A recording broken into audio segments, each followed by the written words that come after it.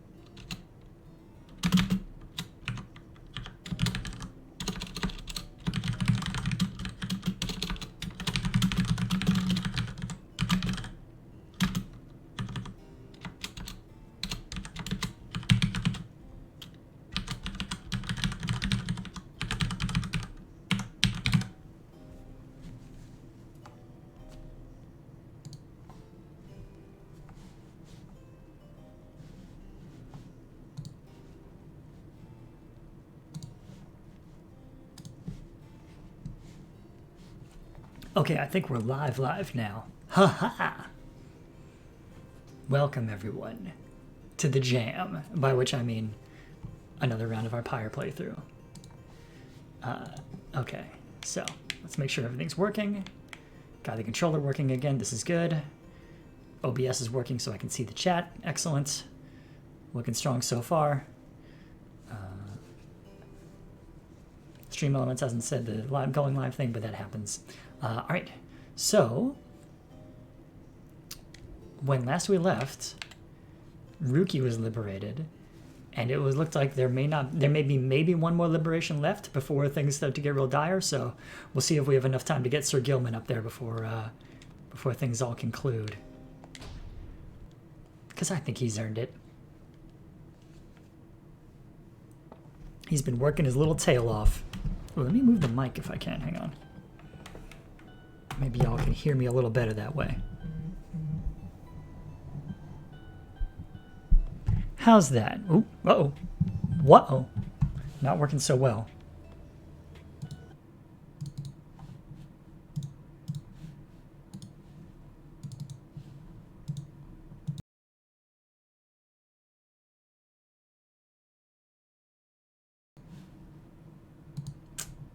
Okay, what about now? No. That's weird. Why is it? Okay, hang on. Something's odd here.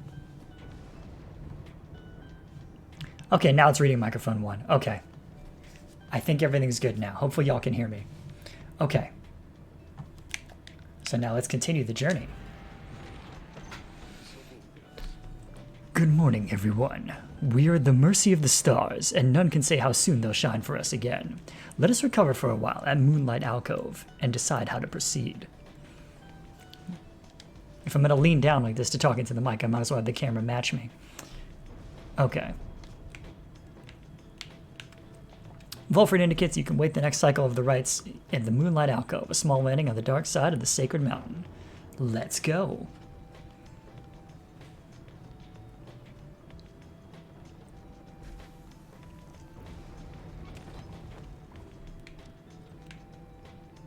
Anybody in the wagon? Nobody in the wagon. Roster's been updated though, I guess, somewhere.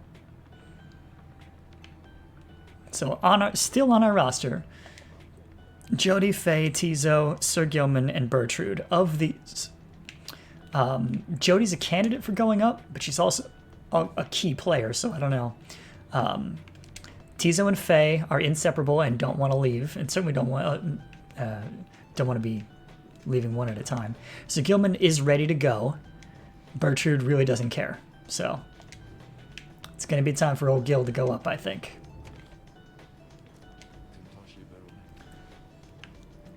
Best to make yourselves as comfortable as possible here for the time, Nightwings. The rites ought to commence again before we know it. Until then, be well. Thus, you and your companions remain on the mountaintop, waiting for the stars to shine again. The cycle of the rites is ending. The news that Volfred and the Lone Minstrel revealed to you now threatens to disrupt the group's resolve. Who most deserves their freedom? Can there be any hope for your revolutionary plan to change the Commonwealth if too few exiles manage to return? These questions hang like a fog over you and your companions as you linger there on Mount Alodiel. For now, the exiles of the Nightwings vow to stick together. For as many opportunities as they shall have, many moons pass. One cold evening, Volfred finds you off on your own. Well, my girl, it's time once more. Come see. Volfred indicates the sky, and through the snow you see that he is right. Soon all of your companions are gathered. Volfred regards the group in his steady manner. As you all know, I have refrained from participating in the rites myself. This was a long-held choice of mine for a variety of reasons. Chief among those reasons is so that I might direct our plan free from unwanted attention, both from our adversaries here and those who would oppose us in the Commonwealth. Another reason is my past experience conducting the rites. It did not end on good terms. Before my time, the Nightwings comprised 3 exiles: Brighton, Erisa, and Orlech.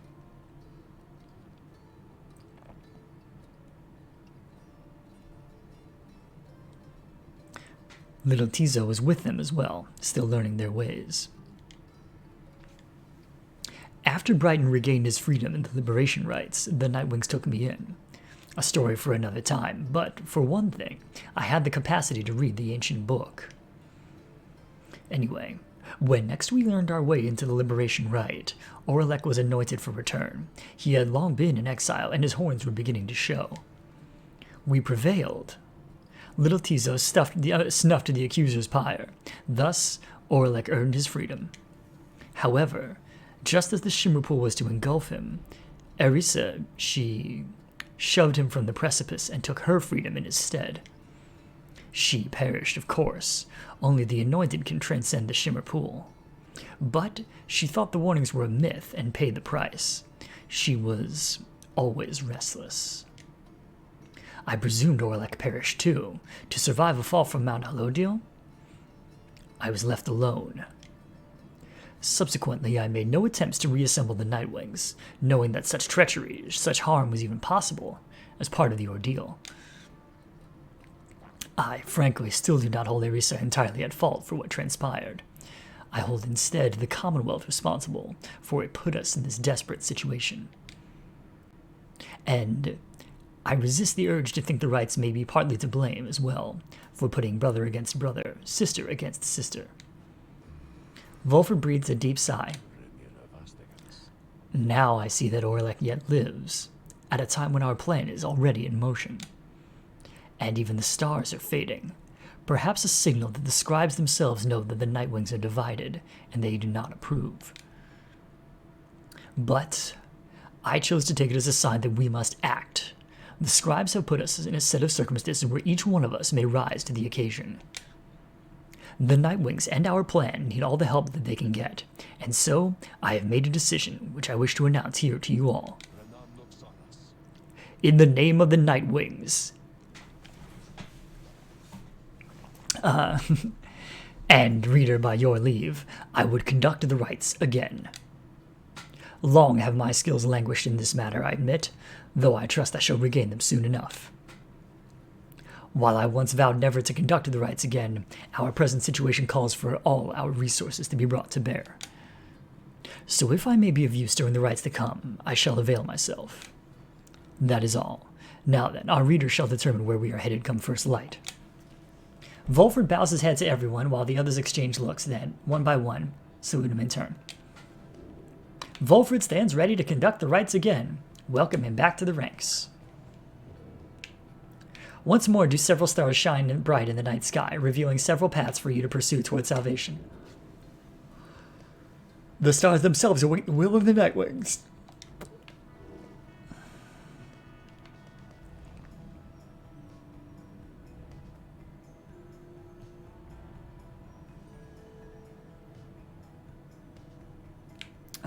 Let's check the planner.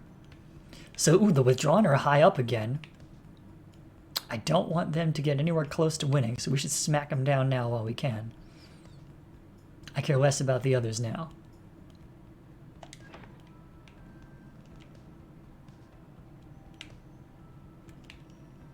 Yep.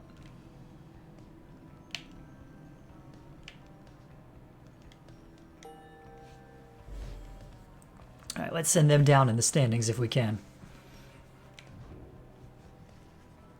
The stars revealed to you a path toward the pit of Melith, where the rites shall soon continue. Come morning, your travels shall continue. For now, everyone needs rest. Still nobody in the wagon. Sad, really. Oh, can I get to my inventory from here? Is that a thing?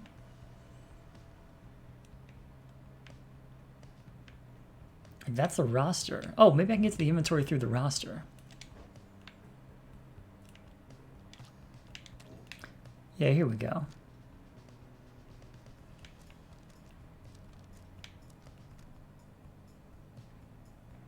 Dying Flame. While the bearer's pyre has less flame than the adversary's, the bearer deals bonus damage. Well, that's pretty much all the time for us. What's it? Rate 20. Yeah, okay. But surely Volfred doesn't have anything equipped right now, right? Yeah. So we can give him that. That's a good one.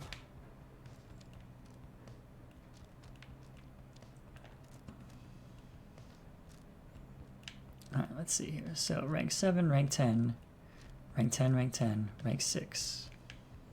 But all the other ones are rank 20, right? Oh, that one's rank 10. That one's rank 7. That one's rank 20. That one's rank 5. Huh, okay.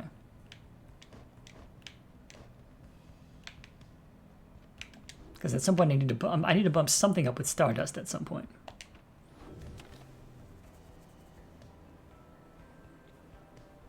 And I think if we're gonna have Sir Gilman go up, then it should be Jody's one that we yeah. And I'll do that when we get to a merch stand. I do so hate to thusly contact you, O reader. Yet an awful rumor reached me recently that you have within your retinue a traitor. To the Nightwing. Hey, the raid is here. Alike. But you would never harbor such a traitor, now would you? I trust your time within the downside would have taught you that. Ooh, there's a traitor in our midst. You rise after a fitful night of slumber, and somehow the voice, which thus far has reached you only in the rites, has found its way into your sleep as well. You shake free of it. The time at Moonlight Alcove has made everyone restless. The group is eager to set forth at your command. Take flight!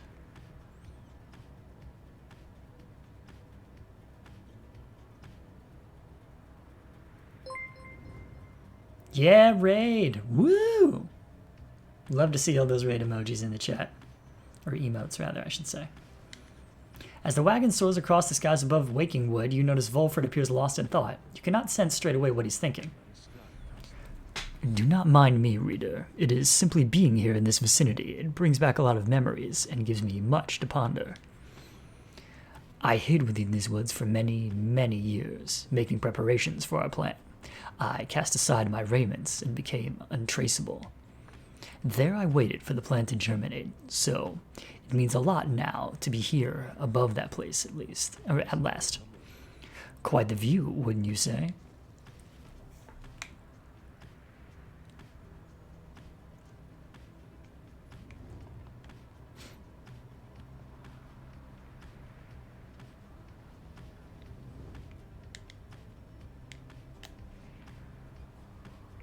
Oh yes, I don't think I specifically said thank you both Hana Pengu and Tapala Vulcan for raiding. It's great to see so many people here, and I hope everything worked out well with the deer clops.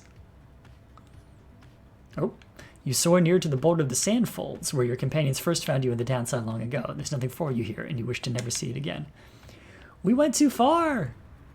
We've got to go back. All good? That's great.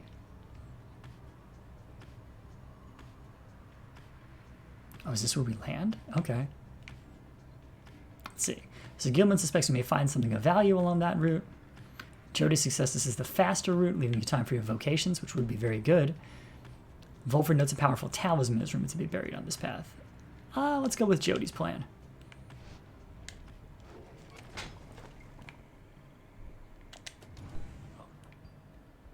What does Volford have to say? There. Volford appears to have finished sealing some sort of document. He smiles as he approaches you. Hello. I was just on my way out to make a drop. Report a bit of progress on our supporters on the other side, should you like to know. It is not clear to you as yet exactly how Volford is able to communicate with agents in the Commonwealth. We have our ways of making certain that such messages manage to make their way to whom they need to reach. Most of the time, at least. It's not exactly the most dignified of methods, but the messenger imp is as hardworking as the rest of us, or, dare I say, more so. Most imps lack the capacity to do that job. They, of course, cannot traverse the outer boundaries of the downside, but they can squeeze much closer than any of us. What game? Hello, Captain. This is a game called Pyre. It's made by the people who made Bastion and Transistor and Hades. It came after Bastion and Transistor, but before Hades.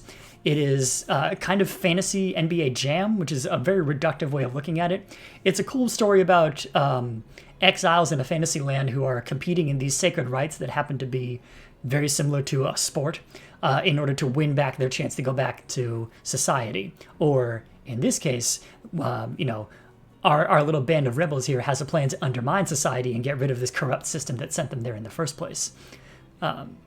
So you'll get a sense of how the gameplay works in a little bit. I'm in the middle of some sequences between now and then. This is the fourth go-around, I think. And every time you complete a season, as it were, one of your teammates gets to get called up to society again, and you lose them. So it's this bittersweet moment of like, I'm very happy for your character, but at the same time, I just lost a key player. So it's kind of like whenever anybody gets called up from NXT to the main roster in WWE. Only that got ruined now recently anyway. But yes, no, that feeling when Ricochet gets called up and you're like, yeah, this is going to be great. And then they bury him and you're like, ugh. But that's another matter. Okay, so where were we? Volford offers to tell you more of this process. It seems that he has been using certain imps to relay messages to his agents in the Commonwealth for some time now. From that point, we depend on certain other means. A trafficker like Ruki would likely be familiar with them. Then, my agents intercept the messages as they arrive. The messages are coded, and the off chance they reveal themselves before unwanted eyes, but even still, my agents put themselves in great peril there, supporting our cause and our plan. I could not ask for a more dedicated bunch. A shame we cannot meet them, separated as we are. If we succeed in our endeavors, it shall be thanks in no small part to them. They have identified hundreds of citizens grown loyal to our cause, found hidden corners where they can speak freely. Their goal is to grow in numbers while remaining safe.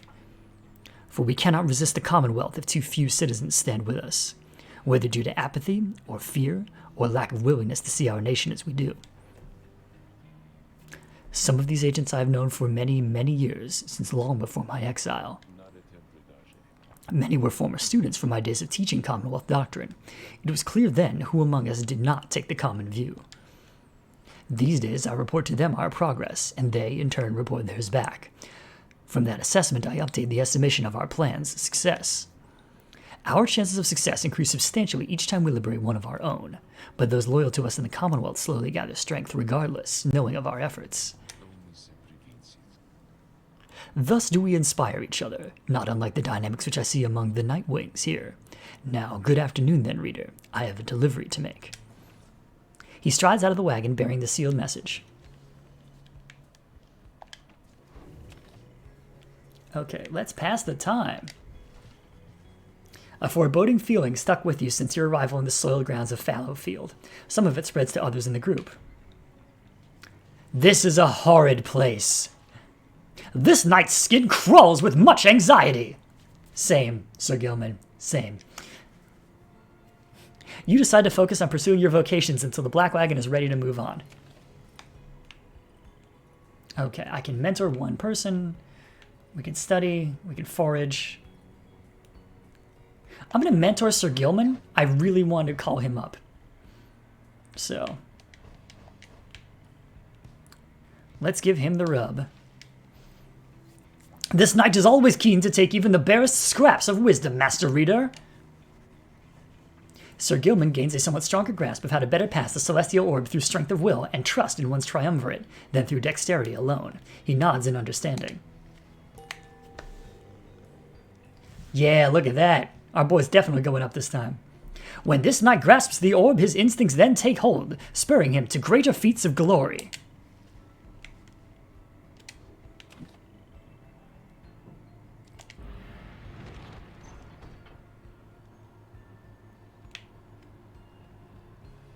Alright, the Pit of Meleave.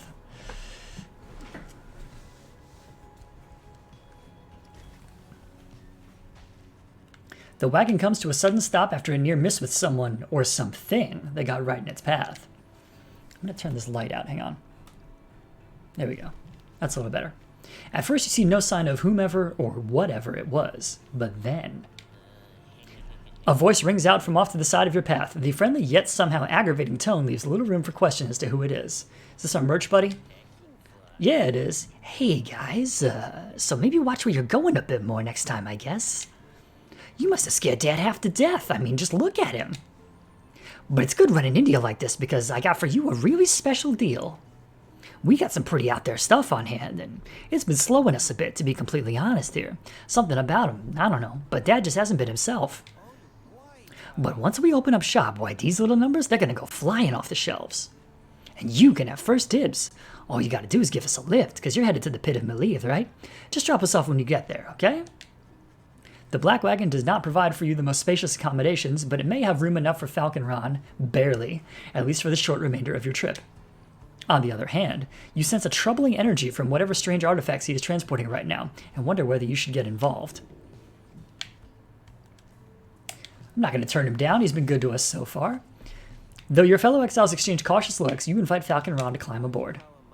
Ah, great, thanks guys, I'll just squeeze in right. He does not.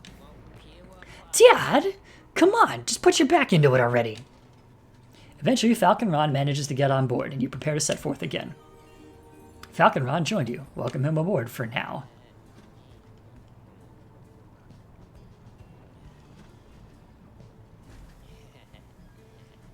Alright, after what felt like an interminable trip, during which Falcon Ron did not even once cease to speak of matters relevant only to him, you reach your destination. Anyway, thanks guys, and remember what I said, these things I got here, you got dibs on them. If you come visit me and Dad, that is. Now we'll be going, so be seeing you, okay? Whether from Falcon Ron's ceaseless drivel or the ill effects of his cargo, everyone is left feeling out of sorts. We lost 5 glory for the next ride. Try not to think about it. We'll get by. Now let's go to the slug market. Hey guys, thanks again for helping me and Dad back there. We really owe you one. And so as promised, I got something really, really good in stock for you right here. He pauses for dramatic effect, and then he reveals to you several artifacts. A black hoof, a cursed talisman. Bear has 100% more stamina than usual, but cannot grasp the orb. Wild. After getting banished, Bear either returns with infinite stamina or is a fast-moving howler. Wild. Bear's aura remains while grasping the orb, but cannot be cast. That one's... Oh, cannot be used by worms, harps, or crones. Okay. That's most of the people who I would want to use that, unfortunately. Actually, no. That's really good for Tizo. I kind of want it. They emanate with energy that cannot possibly be completely healthy. Nice, huh? You guys, you got first dibs on these bad boys, and I can tell you what, they're gonna go fast. Wait, did it say not on imps? Hang on. No, worms, harps, or crones. Okay. Yeah, I'll take that. Yes, please. Proceed. I knew you were discerning customers. Now, you enjoyed that one, okay? And remember, I still got the others, too. And you can buy them if you want. Though these ones, they're real popular, and so no refunds on these guys, you understand? But they're real good. There's no chance you're going to want to pawn them off. Yes, Tizo Fan Club is in attendance. A couple of consumable items that grant pluses, and so many Stardust. I am very tempted to just buy up all the Stardust I can and try and get that achievement. Might as well. Hang on. Yep.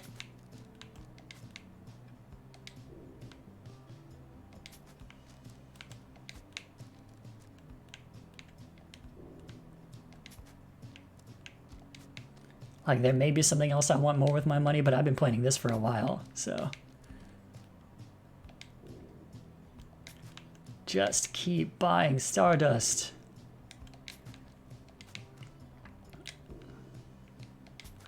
And we are going to boost an artifact for Jody by so much. Hang on. Is there anything I really want more?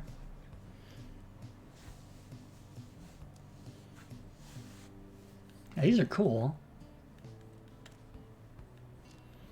2 presence, 2 quickness, and 2 hope. Briefly gain infinite stamina. If an ally has that. Yeah, but like we don't use other items for the most part.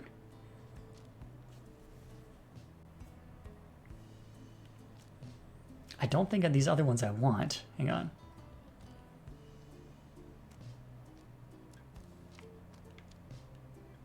Because honestly, I'm pretty sure what I want is to just spend all my units on boosting one talisman now. Oh.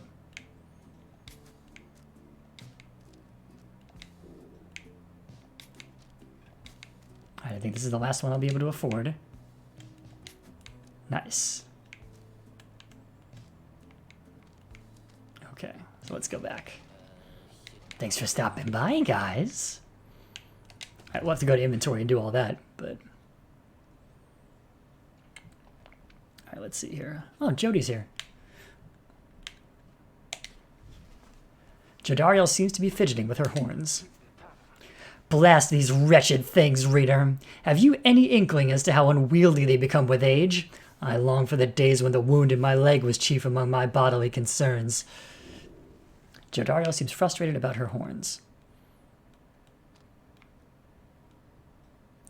You find it difficult to imagine Jodariel without her stately horns. It seems one never grows entirely accustomed to being a demon of the downside. I mean, they do look heavy. It's not a lie. You note that her horns do look rather heavy and express regret they seem to cause her some discomfort. Your sympathy is noted, but it does not change the fact of the matter here. 10 years or so into my stay within this blasted place, I first felt protrusions from my skull. They remained hidden by my hair for quite some time, but I knew that would not last. We all heard much of demons in the Commonwealth. Sinners, rightfully exiled, would assume their rightful form. Thus, when my horns started to sprout, I took it as an indication that perhaps this was indeed the fate that I deserved. She trails off a while. I know somewhat better now.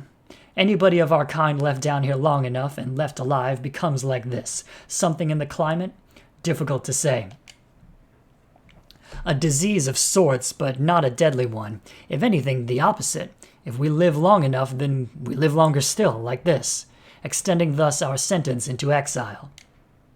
Sometimes I think, if these horns are here to symbolize my sins, then surely they're going to recede if ever I return. On nights when those damned horns prevent my sleep, my thoughts inevitably stray to that hopeless idea. A naive hope which never leaves, despite prolonged attempts to rid myself of it. Horns are not worth the trouble, reader. She nods wryly as she heads out into the afternoon.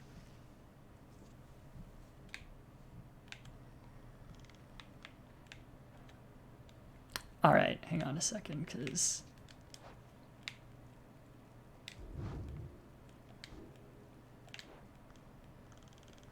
Alright, I just want to very quickly check one thing.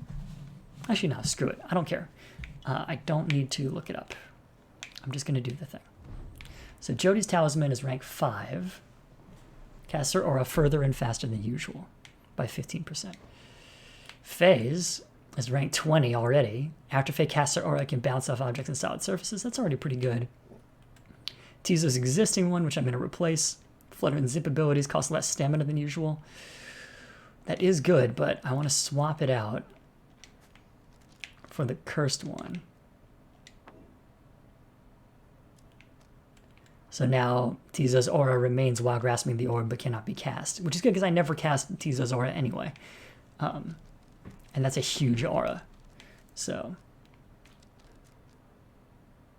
I think that's a good choice. Gilman's is 10, jumps further than usual. Not bad, but rank 10 for Volfrid's, while the Bearer's Pyre has less than... How does his look like it's going to go all the way up? That's nuts. Has less flame than the adversary, but that's the one I equipped to him. Bertrude's is rank 20. Blast pierces through solid objects. That's pretty good. Now it's got to be Jody. We're going to up, so Liam's horn. And we're going to up it a lot. Making Jody the most impact of players.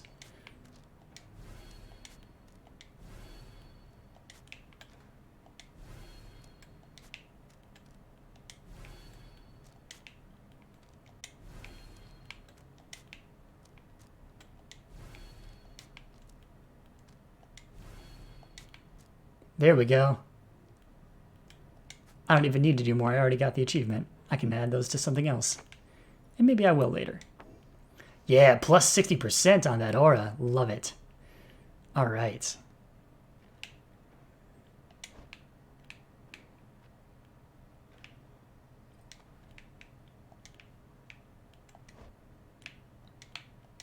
Why can't it show me his biography, though?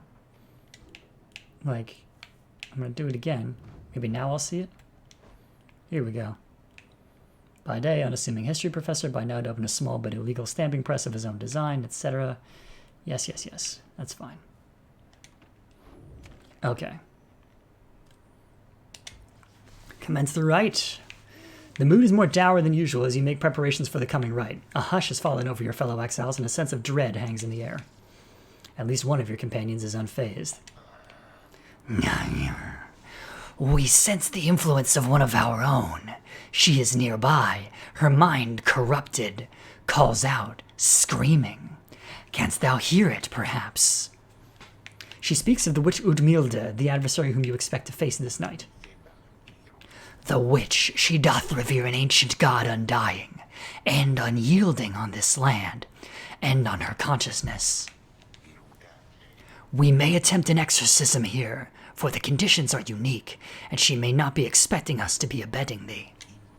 However, it is a risk, upon her mind and my own, although a worthwhile risk perhaps. Bertrude seems to think that Udmilde can be weakened somehow through this coming rite. Then the stars above begin to shimmer with their strange light.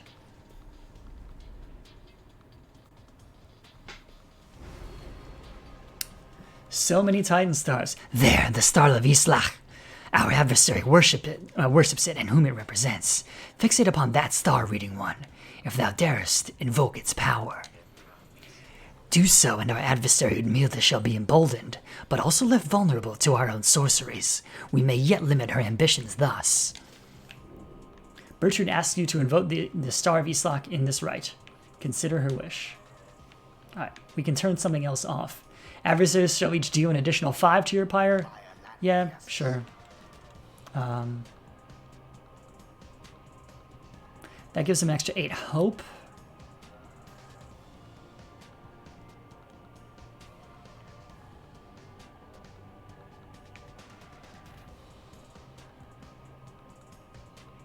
Yeah, let's turn that one off. I'm good with just 4.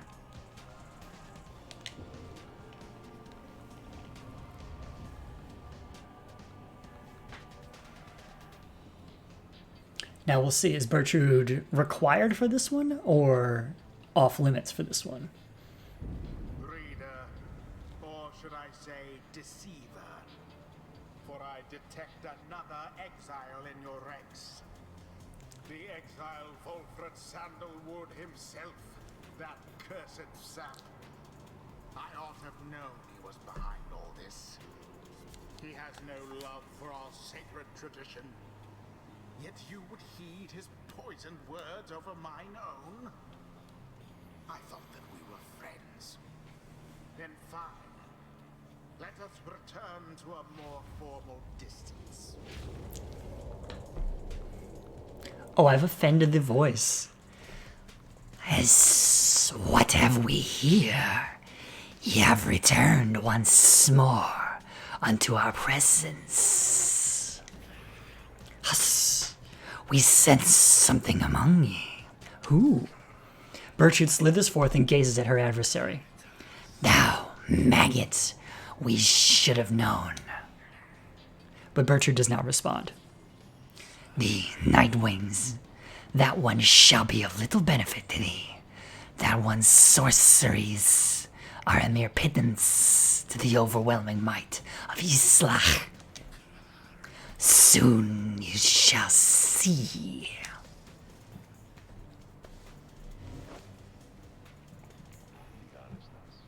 Rita, my girl, let's confer a moment here. I am returned now to the rites, a tradition that I had once disavowed. And now that I have donned the raiments, the voice knows I am here. It is no matter, really, for our plan is well in motion. All that remains for us is to prevail. I shall aid you and the others in this task as best I can. Let us see how well these old limbs of mine are still of any use. And All right. there he is at last, alive and well. I know that you can hear me. So it can deflect auras. Interesting. Causing quite a stir out in the Commonwealth.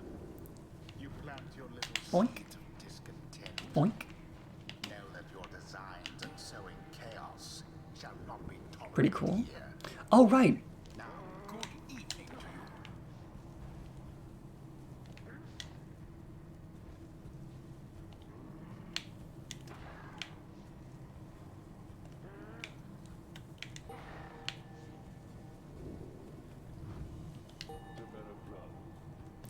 Okay, that's going to take some getting used to.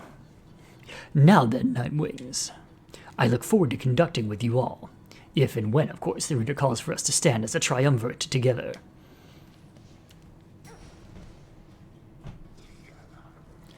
Reading one, thou didst not invoke the star of Islach. Wait, yes I did. How circumspect of thee. Thus shall our sorceries be limited in strength.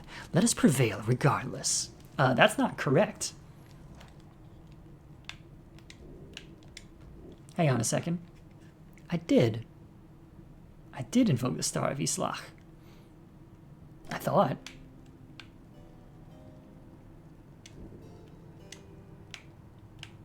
Hang on, gotta skip some dialogue again for this.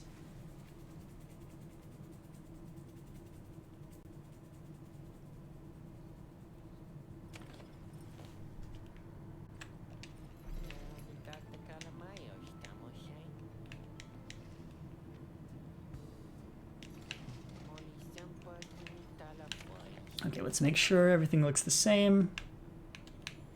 Check the roster. Yeah, rank 20, baby. That's what I'm talking about. All right. So we commence the rite and we do all this nonsense again.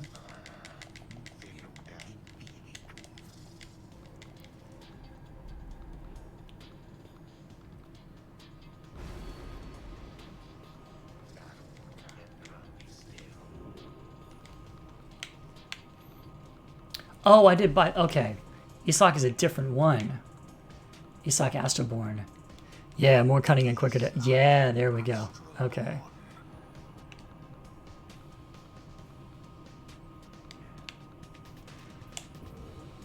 I misunderstood. I thought the new one was the one they were talking about.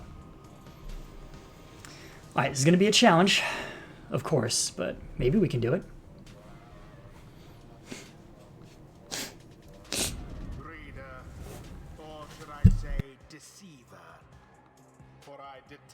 Another exile in your ranks. The exile Volfred Sandalwood himself, that cursed sap. I ought to have known he was behind all this. He has no love for our sacred tradition. Yet you would heed his poisoned words over mine own? I thought that we were friends. Then fine. Let us return to a more formal distance. Yeah. You'll get over it. Or you won't.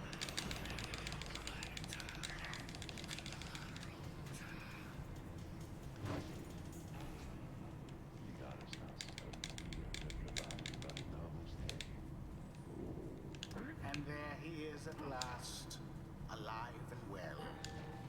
I know that you can hear me, Sandalwood. causing quite a stir out in the Commonwealth. You plant your little seeds of discontent. Okay. Know that your designs and sowing chaos shall not be tolerated here. Now, good evening to you.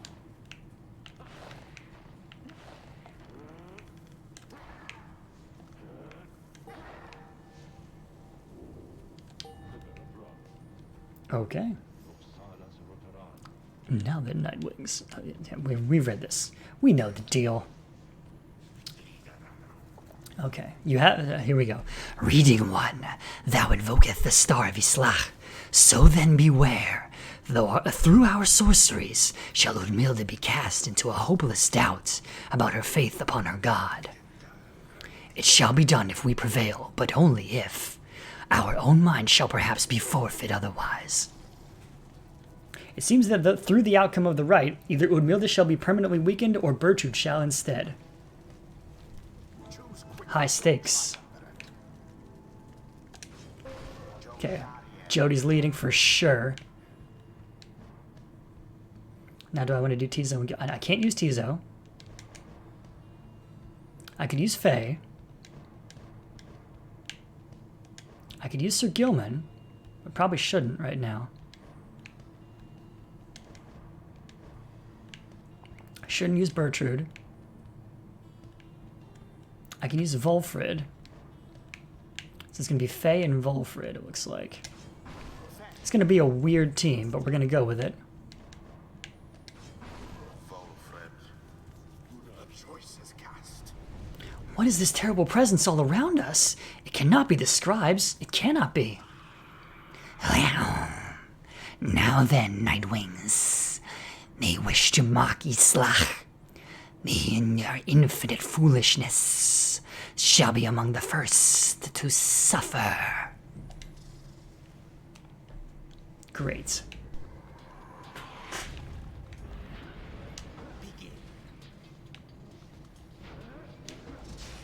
Boom.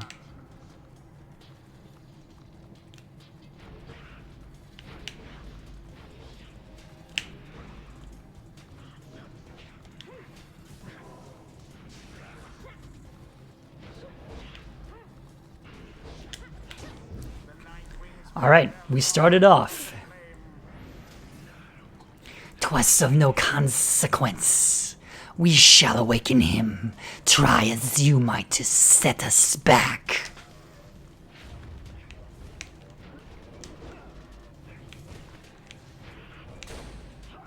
Oh man.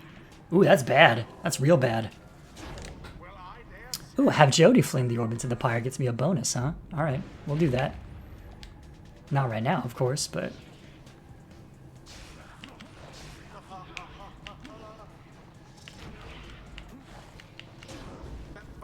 Nice.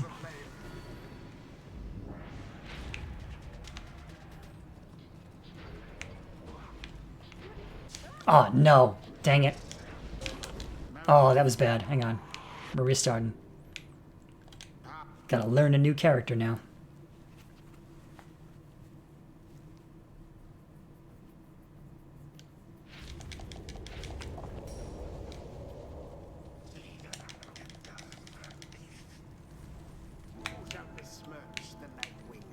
Alright, this time we're going to try it with Volfred. No. That doesn't make sense. Jody in lead. Faye second. Volfred. Alright, here we go. The choice is cast.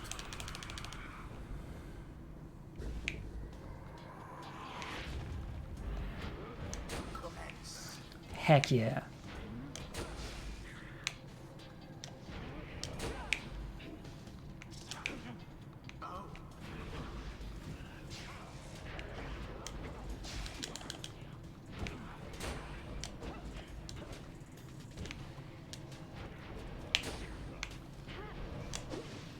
Be gone, you lot. Oh, no. Well, at least I'm not dead. There we go. Right through him. Beautiful.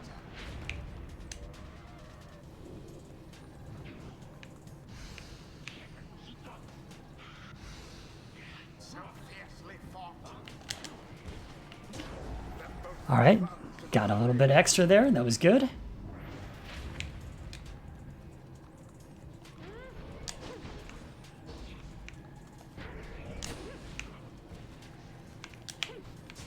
Oh, shoot. No! Very bad. Very, very bad.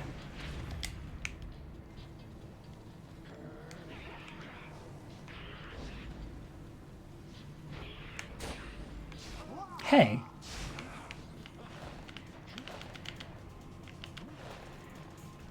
Get in there. Here we go.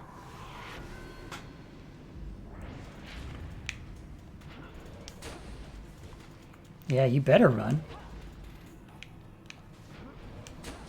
Didn't see it coming.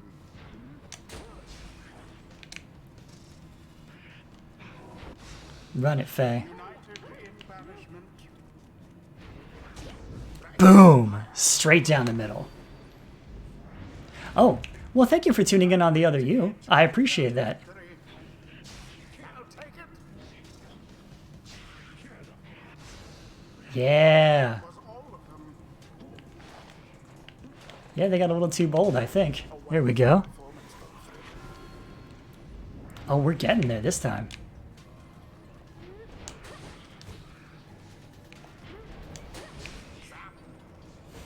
I like that. Zap!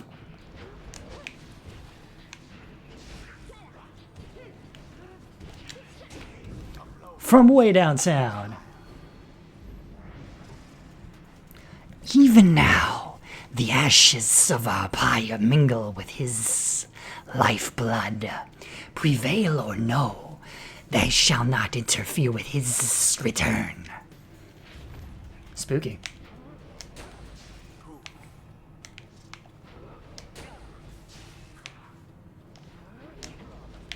Unfortunate for the withdrawal.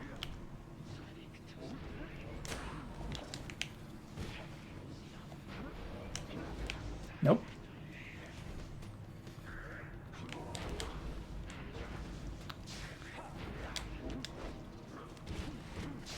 Ah.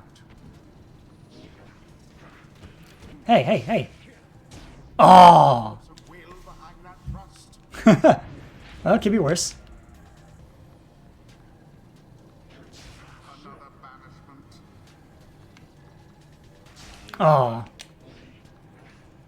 Faye, this one's you.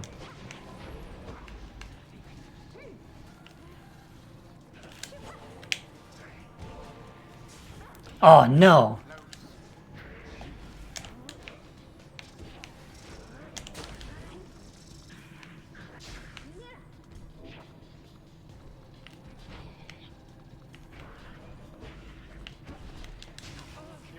Oh, rude. Oh, no. Cannot think much more of that.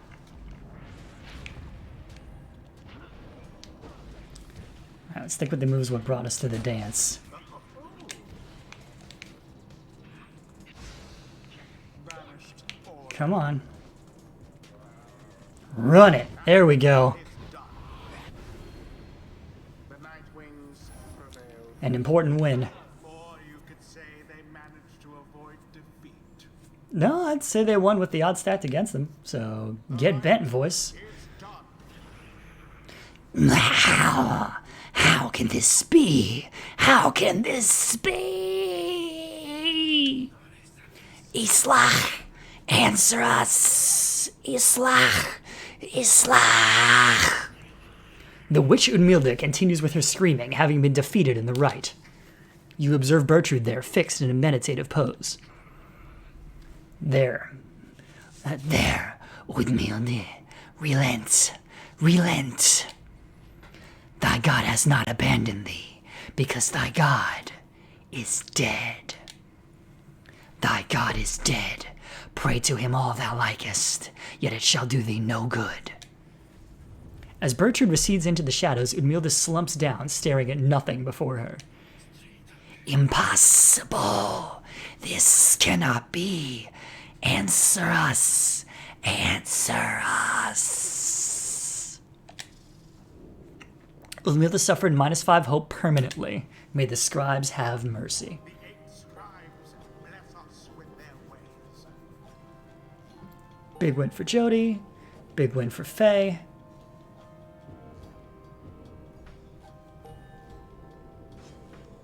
That Wilfred always was a little slow to pick things up. It's been a while since my last outings in the rites. Begging for your continued patience as I recollect the way. Alright, what masters do we want for him? If he's vanished, a sapling automatically spawns in near his pyre until he returns. That's kind of cool.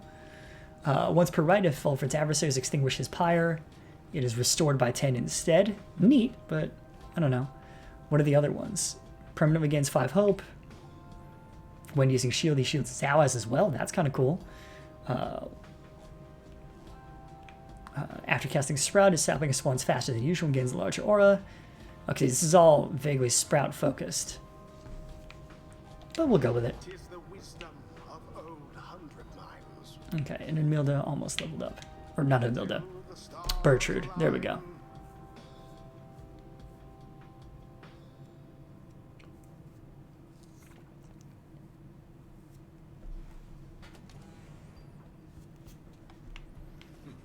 Back in the Black Wagon, you are taking some time to recover after vanquishing the Withdrawn in a last-ditch effort when Volfred approaches. The Nightwings are in capable hands these days. Thank you for your continued efforts, given all the challenges we face. The rites may be ending, but we still have time to achieve our plan, especially if you continue to prevail like that. Come, let's see whom we shall square against when the stars align, or when next to the stars align. The stars yet shine for you, revealing paths forward. You gaze into the darkness of night. Seek now your destination.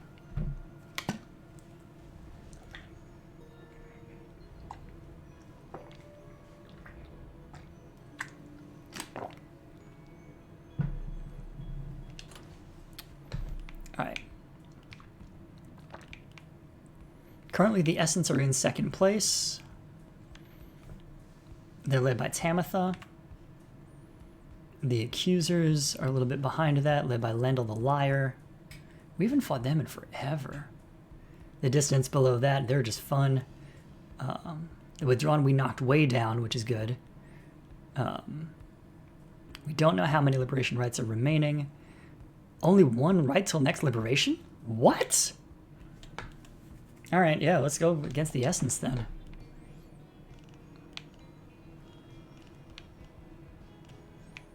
So we got the Pyre Hearts, the Dissidents. Did I miss one? Oh yeah, here we go. The Accusers. Alright, so the Accusers are the highest ranked. So let's go against them.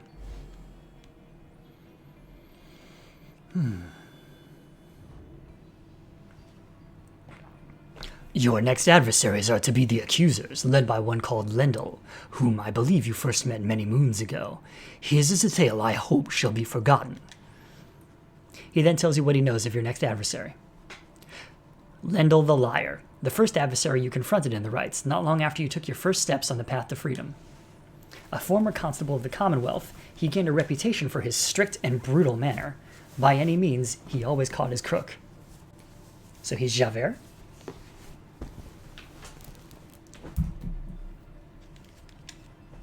Once he arrested a civilian who hated him on suspicion of theft of Commonwealth artifacts that had gone missing. Lendl discovered the artifacts himself in the civilian's home. The suspect was soon exiled. Still, he denied the charges even as they cast him downriver.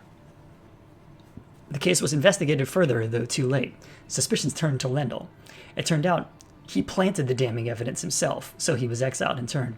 A, C, A, B. Alright. In the downside, he soon became acquainted with the rites, having heard all of this from several people in high places. He asserted himself as the de facto leader of the Accusers. They bent to his aggressive nature and prevailed many times under his watch. Yet each time his chance at liberty arose, the Nightwings either defeated him or simply did not show. At any rate, Lendl shall be looking forward to our arrival, I expect.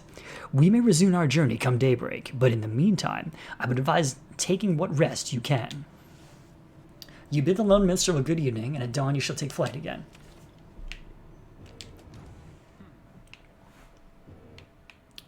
What's up, Jody? You approach Jodariel, who seems to be busy explaining something to Sir Gilman. And so, feigning left against them proves to be reliable. They all lead with their right wings when they choose to strike. They are quick, but can leave themselves quite vulnerable. Such sage counsel, madam! This knight feels most emboldened should he ever again be forced to confront the high-wing remnants in single combat. Pray you never shall. Being here, I suppose it is unlikely. She notices you then.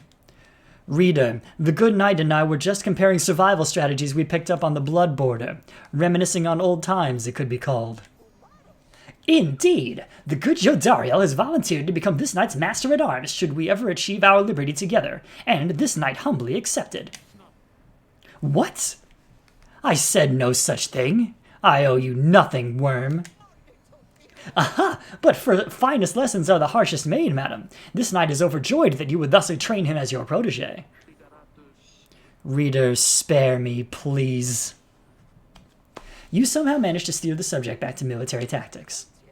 This knight is most impressed with your familiarity with the finer points of being sliced to ribbons by the high-wing remnants, Master Reader. Sir Gilman and Jodariel continue the conversation for some time. You sense they are in relatively good spirits, all things considered. Ooh, I got something I want to do real fast. The white lute affords you glimpses of your journey through the downside through the music it contains.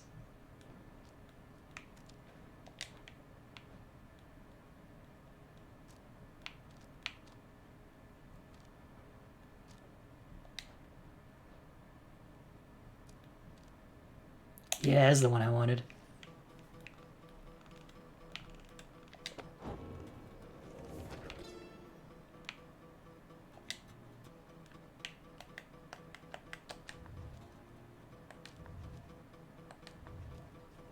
Oh, I think I just got the achievement I was looking for. That's cool. Hang on.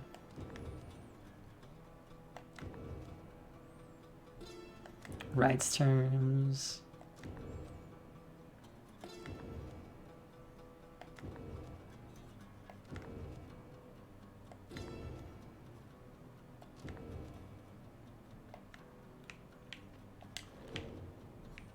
All right, cool.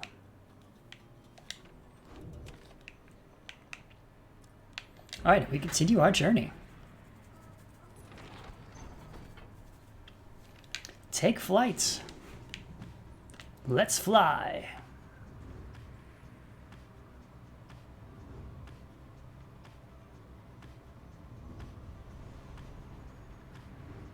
Oh, hello, Glade of Lu. The hidden Glade of Lu is nigh impossible to find on foot, though here it lies below us. Oh, this is in Lone Minstrel's voice. The hidden Glade of Lu is nigh impossible to find on foot, though there it lies below us, protected even now by the enchantment of Lu Sclorian 100 Mines.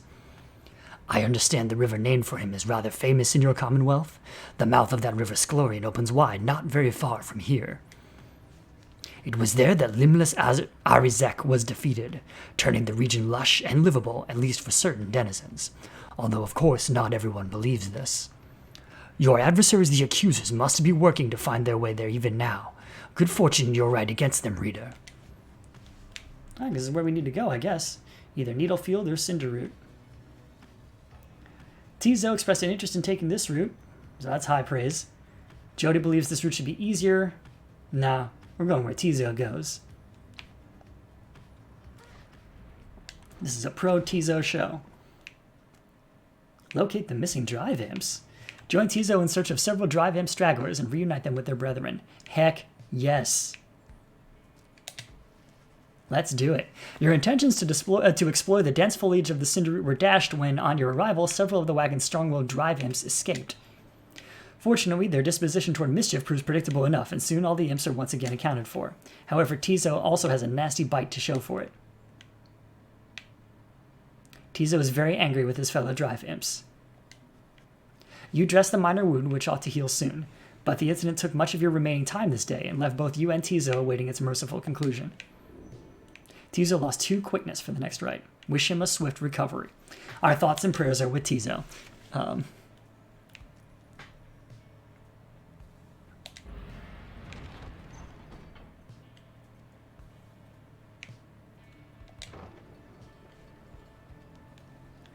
And this is how I know Hanapengu must not be near the keyboard, because otherwise we would have heard an exclamation in there. A messenger imp with news and rumors from the other side comes huffing toward your wagon here in the gnarled roots of Black Basin. That thing always looks like a fizz gig to me. Like, it's the eyes, I think, and the mouth. Anyway. You let it in and offer it some light refreshment, as Ruki would have done. The imp's message turns out to be about him. You learn Ruki's past transgressions have all been forgiven since his return to the Commonwealth. He was even offered a well-appointed home and place of business. It must have represented just the kind of lavish lifestyle that Ruki always claimed to have had for himself and his extended family. There we go. There's the exclamation in the chat. Tizo will be okay. He's just a little slow until the next match. Eventually, and somewhat reluctantly, however, he refused the gifts. Instead, he tracked down Volfred's agents and gave them ample information, thus emboldening their ranks. The last bit of the message sounds as though it were transcribed word for word from something Ruki said. It simply reads, "The rest of you better get back here soon, or else." You thank the messenger imp for the report. Soon, it has all your companions talking. Don't you think he must be sad to have turned down a house? I hope he isn't sad. Ah, the noble Ruki! He sets a shining example unto us all.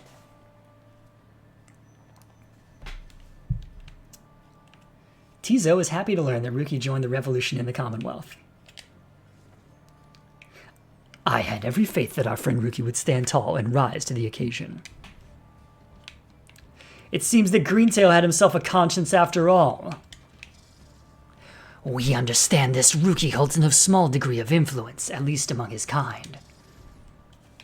News of Ruki's liberation fills you and your fellow exiles with newfound resolve. The messenger imp accepts some scraps to eat from you and rushes off. Everybody gains 1 hope for the next strike. That's cool.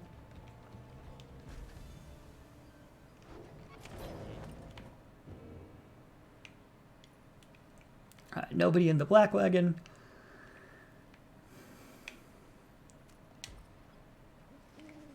Here among the leaves and branches of the glade of Lu, you await the signal of the stars.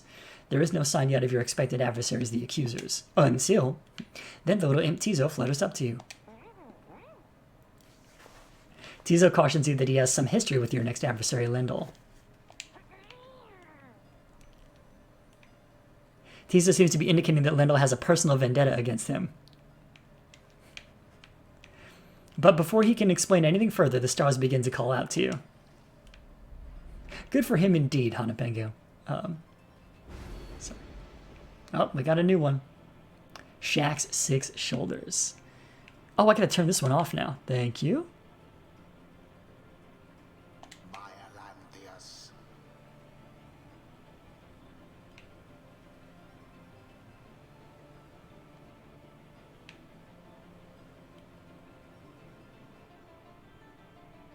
All return from banishment when all are banished.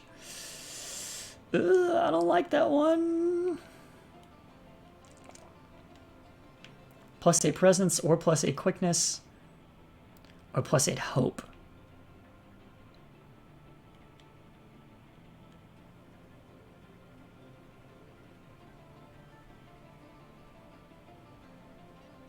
Might be able to do that one. We'll try it. We'll try it.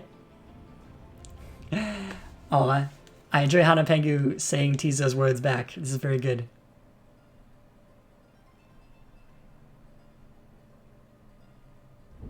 "'Tis time again, you exiles of the Nightwings.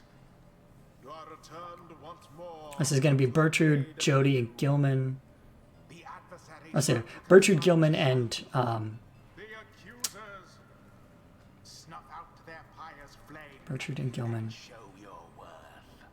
and the other one. Now, prepare Tizo. yourselves.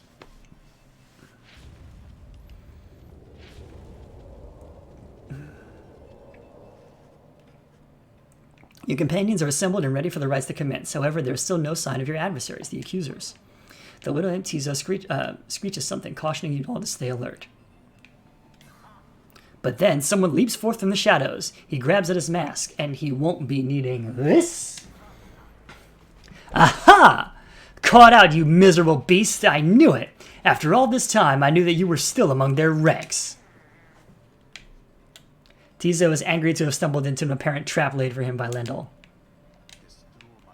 Silence, fiend! You robbed me of my freedom, my dignity. Your evil shall be ended here and now, and you, Nightwings, shall not deny me thus again. Come then, my accusers, for we face again none other than the spawn of the accursed imp Ha'ub the Swallow. Let us show him now that he is a disgrace. Oh. Tizo whistles something angry back at him. Whatever transpired between him and Lendl in the past, Lendl eventually has not let it go. Oh no, I hate him forever now. He's being mean to Tizo. Well said, Hanapengu. Alright. Don't worry, he'll suffer. Tizo's more brutal than usual this time. Hang on. Who's leading? Bertrude's leading, I think.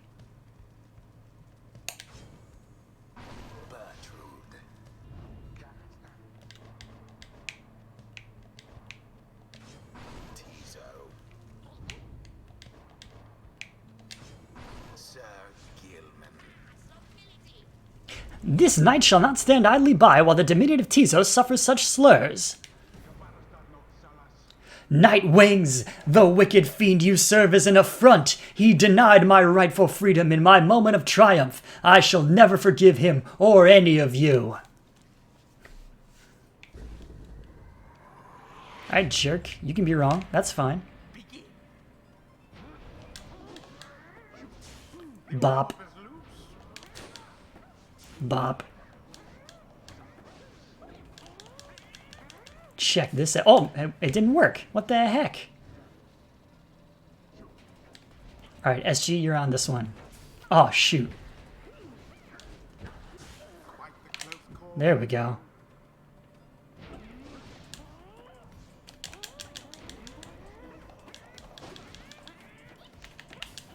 Oh, it almost went in. That would have been great.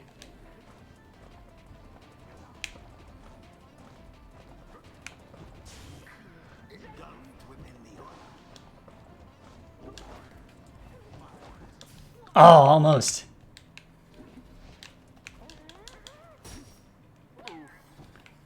Oh, that didn't go great.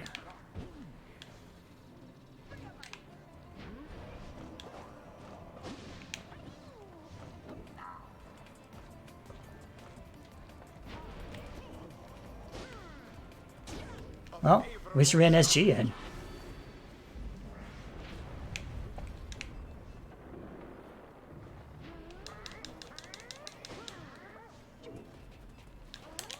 Oh, no. Jerk. Oh. Your curses cannot possibly affect me any further, you foul spawn, for you've taken everything from me already. But if I am to be trapped in this forsaken hole with you for the remainder of my days, then I shall see to it yours shall be as doleful as my own. That Lendl certainly enjoys a rousing speech. Hey. Means nothing in the rights. Yeah, avenging aid. Alright. Sir Gilman plunges into the fire. We are not doing great, gang. We are probably going to need to restart this one at some point.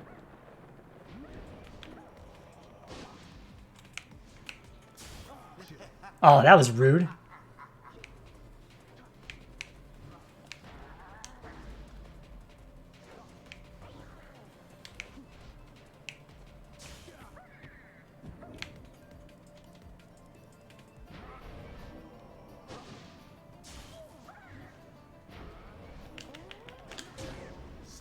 Alright, there goes Tizo. Bam.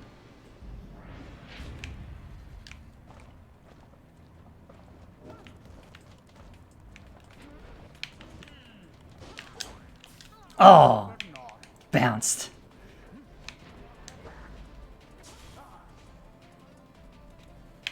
Somebody's got to come back. All right, SG. Boom. Landed on him. Yeah, this is in some ways not an ideal set of players for this, but what can... Oh, no. How dare you.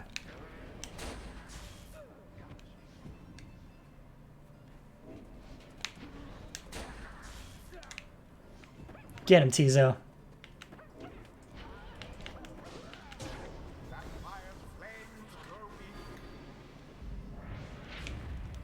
Alright, we're closing the gap, but still got a ways to go. I want them to move. There we go. On goes Sir Gilman into flame.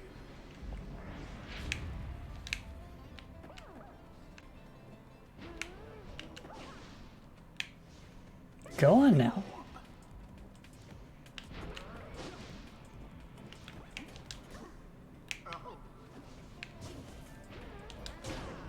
Chappelle. Survive much more of that. Alright, that's one more from Gilman and Now are closer to achieving victory. one more from Tizo. Or conceivably one more from Bertrude. You're engulfed in fire. Alright. Alright, alright. Now go on, just once more. Oh, jerk face. Come on. Get a little closer now. Here we go.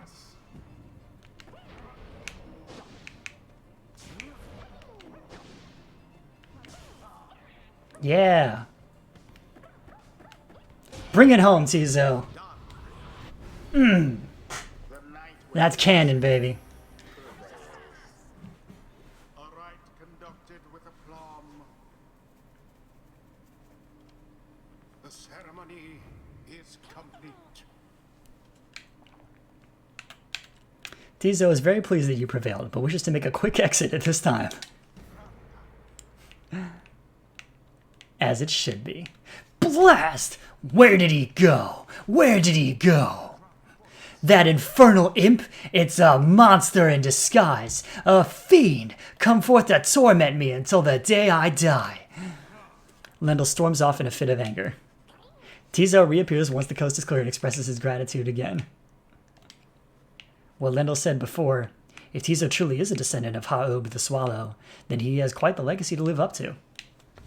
Always is there greater knowledge to be gained. Nice.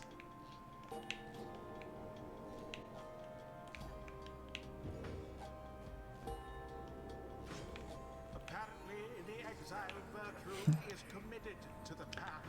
This land, so rife with eldritch knowledge, long forbidden in the Commonwealth, we learn the stuff of fear itself.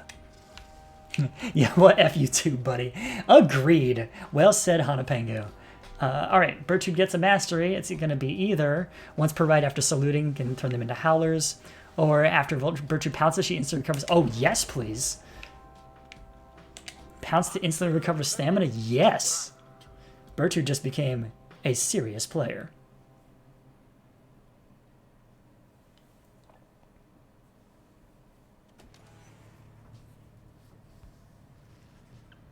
After you bested the accusers in a convincing manner, there's little time for you to rest as yet. The night beckons, and the next rite reveals itself to be a vital one. It is already time, Rita. Come see for yourself. The coldness of the season now presents us another chance. He heads out straight away, and you follow in turn. Indeed, among the remaining stars, you see one with which you are familiar now burns ever brightly. The path to freedom is laid bare before you. Pursue it.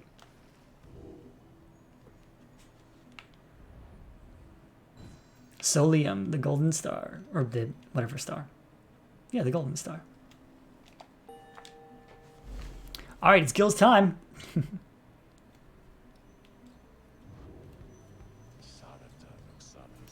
Already are the Nightwings summoned back to Mount Alodiel. Picture the rites as a wheel broken free from a black wagon. It is turning uncontrollably, and soon shall reach a sudden stop. We should have several chances left for someone to go free. Either us or else our adversaries, but not both. What is at stake each time is further complicated now, I must admit, knowing we have so few opportunities remaining. Those whom we send back to the Commonwealth, should our plan somehow fail, they may look back upon their exile with fondness. So, returning to the Commonwealth is not inherently a mercy, I don't think. Moreover, there are also those among us whom we count on to prevail in the rites.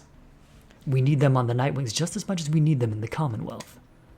We cannot simply grow our numbers here, given the circumstances. And so, who stays, who goes, these choices affect us all. No pressure there. Now, I don't know about you, but I should go and take my leave for now. Let's set forth again at daybreak.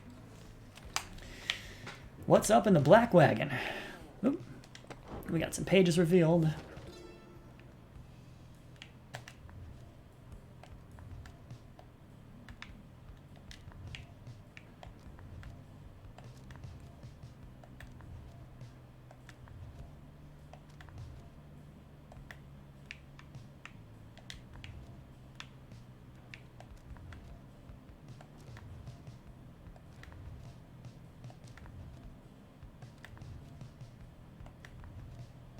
What's left here?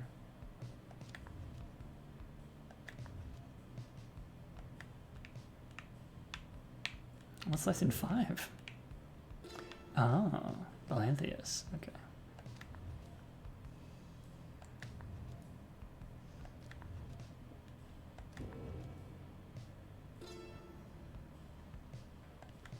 Okay. So lots of lore. So much lore.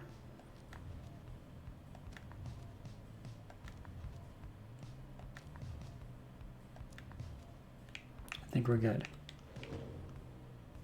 Yeah. Okay. Such a cool patient rich. Yeah, people have said before that like this game is gorgeous to the point of even the UI being gorgeous, and I agree. Tizo! Tizo has seemed somewhat less cheerful since his run-in with Lendo and the accusers. He approaches you, waiting for you to hear him out. Tizo seems unhappy about something Lendl said to him.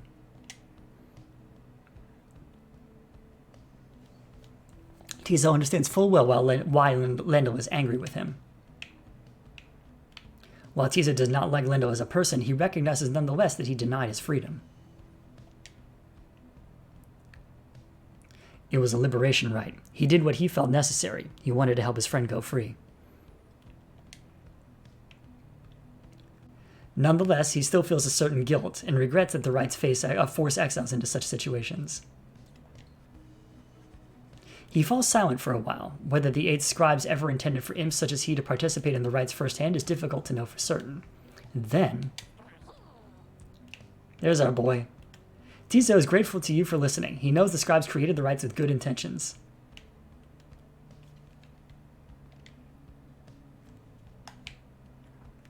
He promises to keep doing his best to live up to the legacy of the scribes. That's all anybody can ask of you, buddy. Here's to you.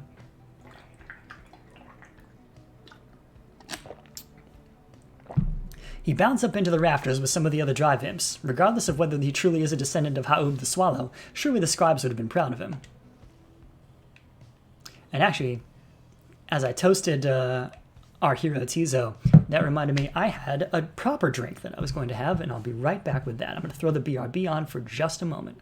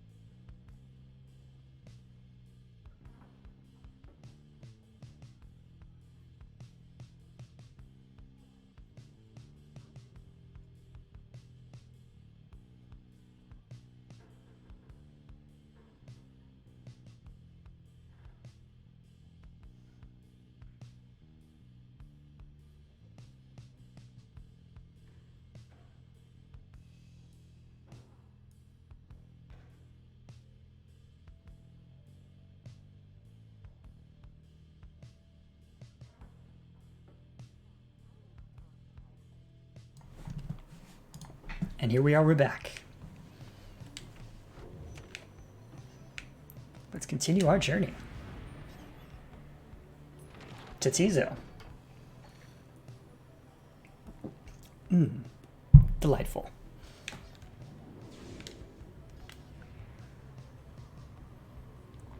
Let's fly. I thought those were all like interactable things, and I was going to be like, what a wealth of things, but not so. Emperor's Ascent or Emperor's Fall. This one's for Sir Gilman. It says we'll gain favor from the scribes, or he'll gain favor from the scribes. Teaser will gain favor from the scribes here. We're calling Sir Gilman up, so let's do Sir Gilman. You make a landing upon Mount Alodio, where Volfred pulls you aside while the others complete the post-flight inspection. He puffs at his pipe before speaking up. Reader, as you know, I now wear the raiments once again. This means that I myself may soon be worthy to regain my freedom in the eyes of the 8 scribes. Know, however, that it is not my wish to go just yet. It is true I could be of some benefit to our plan back in the Commonwealth, but I feel my place is here for the time being. Perhaps once the Nightwings are on a surer footing in their path, my time shall come. Those are my feelings on the matter, and I wanted you to know. I shall, of course, defer to you. Our path is not to contradict the reader's will. Anyway, I trust that all of us, yourself included, shall find our freedom. If not soon, then, why, when all this is over. Okay, nothing in the Black Wagon. Let's seek the Nomad Scribe's favor.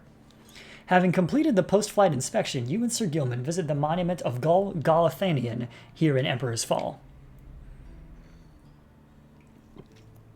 It seems that this knight's test of honor is just beginning to begin. He is to understand the stars themselves are vanishing. Impossible, he says, for how can there be such a thing as honor in this world if the stars themselves are wont to leave this world behind? Soon he is finished paying his respects. You return to the wagon in silence, feeling as though Galathanian has shown you favor.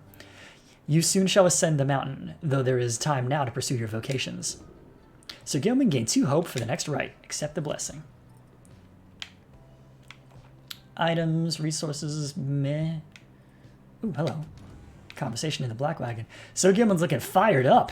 All right. Sir Gilman is training intently when you approach. Master Reader, this knight was so engulfed in memories of the Sea Dominion that he failed to detect your stealthy advance on his position. Splendidly done. This knight would have been vanquished by you easily. This knight is fortunate to have you as an ally rather than a mortal foe. His kind routinely clambers from the depths of the Sea Dominion to seek greater glory and, perhaps, a slightly longer life expectancy within your Commonwealth. Such an honor it would be to be assigned the rank of knight and be conscripted onto the front lines of the Commonwealth against their vicious winged enemies. In the Sea Dominion, it was our ultimate goal to fight our way to the surface, past our brethren, past the razor reefs, the strangle kelp, the snaggle fins that prey upon our kind. Sir Gilman continues listing undersea dangers and terrors for some time. Past the blood sniffers, the electric scallops, the rogue worms of the frigid current, the paralyzing nets of the far fishers, and even past the scalding waters of the glowing trench. It's like Australia. Everything's trying to kill you. Finally, he trails off. Yet, even despite the myriad challenges of living in the Sea Dominion, it is each would-be worm knight's duty to abandon that place at his or her soonest convenience. How humorous it was to learn that life within your Commonwealth had quite a bit in common with our existence undersea. It was not all pomp and glory as the stories told. Perhaps it is our lot as worm knights to bring strife with us wherever we should go, for even here it seems our kind pitted both against our brethren and all others. He remained silent for a while, but then, "Ah, well, it is fortunate that this knight found within this place so fine a company as yours. It is a most different change of pace to strive toward a common purpose rather than strive constantly to outperform each other toward one's own self-gain. Although, to the extent we are competing still, this knight shall ever strive to take the lead. Make no mistake about that, Master Reader. This knight was born to be the best, just like all the billions like him. Now he is off to steal himself. Your pardon, Master Reader." He scoots off somewhere to continue with his self-made training regimen. Sir Gilman gained 1 quickness for the next rite. Cool. Okay, so the challenge here is if I call up Sir Gilman, which I fully intend to do, let me double check the roster. Okay, Jody is hovering between 4 and 5. About halfway there. Faye is 2. Tiza was almost 5. Sir Gilman is almost 5. Volfred is nowhere near. Bertrude is pretty far away. Okay.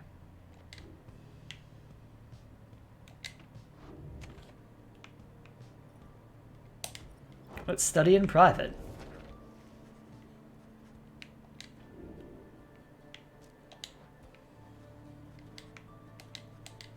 Okay, there's the book text. We're used to it by now.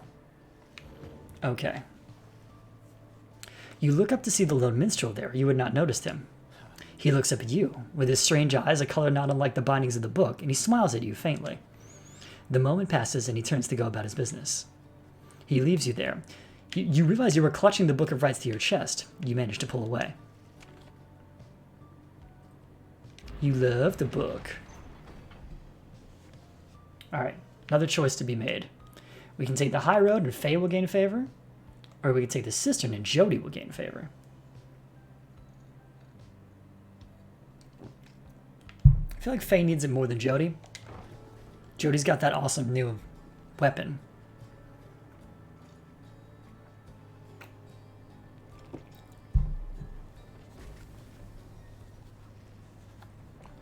En route to the mountaintop, you pass by a monument to Luce Chlorian, and Faye happens to take notice. Is this all part of your plan, O scribes? I know I need not ask, just as I know the path you've laid out takes many, many turns. Please help us navigate that path. My friends and I, we wish to find our way together with your blessings. Soon she has finished paying her respects. As you prepare to continue your ascent, you sense that Luce Chlorian has shown her favor. Faye gained 2 presents for the next rite. Journey onward.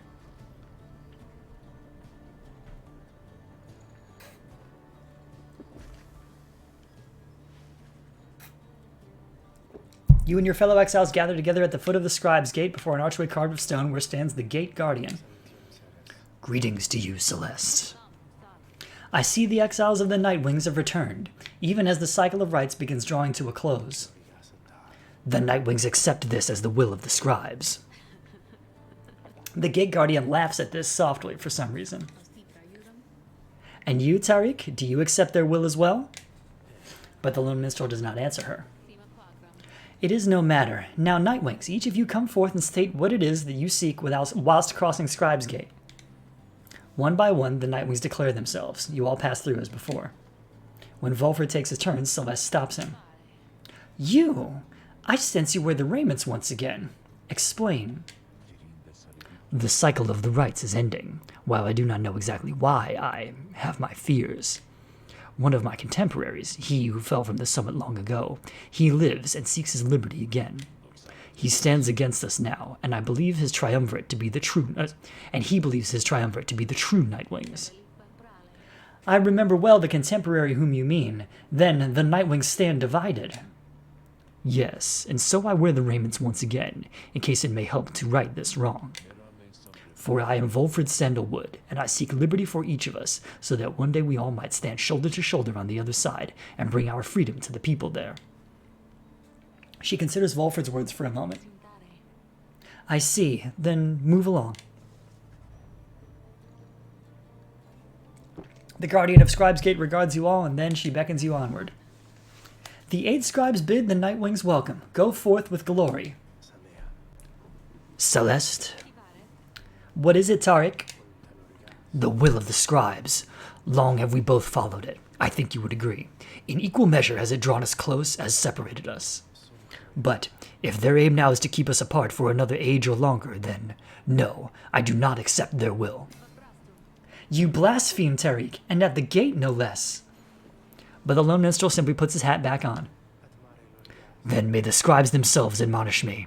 Until tomorrow night, Celeste. Alright,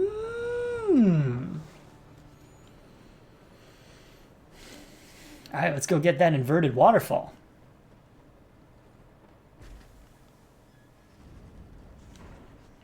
Having reached the peak of Mount Elodiel again, you see the vastness of the downside all around you. It leaves you deep in thought regarding which of your companions ought to go free this night, as Ruki did the last time. Not really.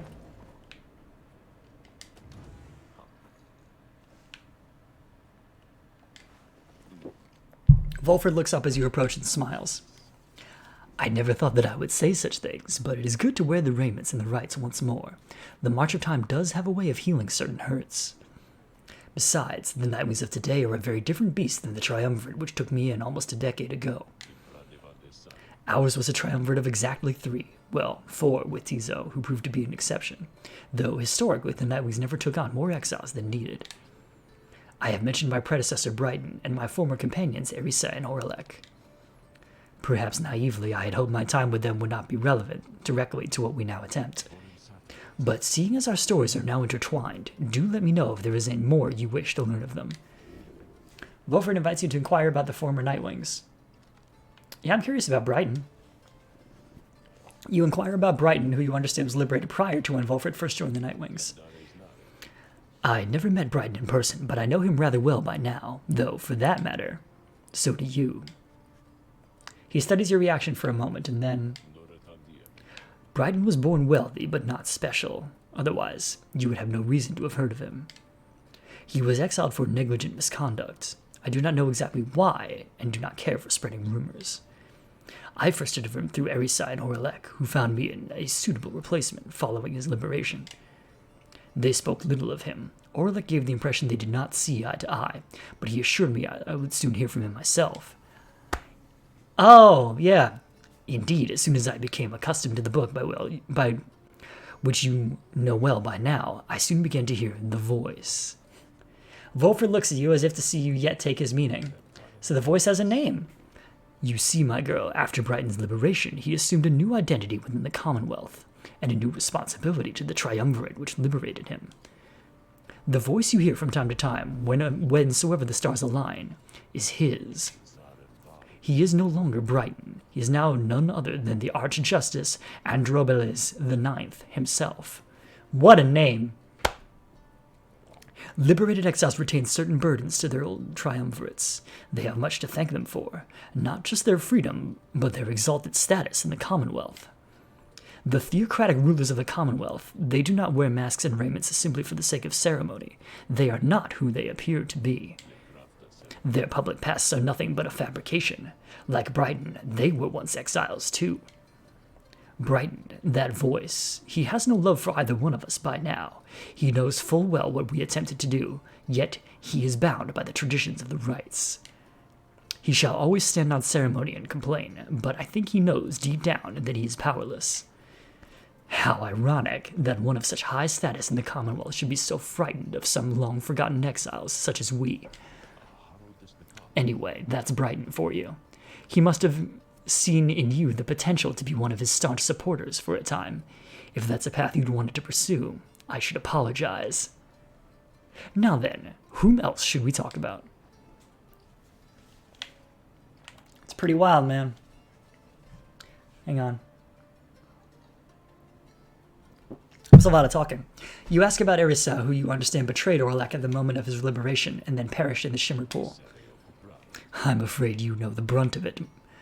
But I suppose you ought to know something of Erisa's past, lest you be quick to judge her solely by her actions.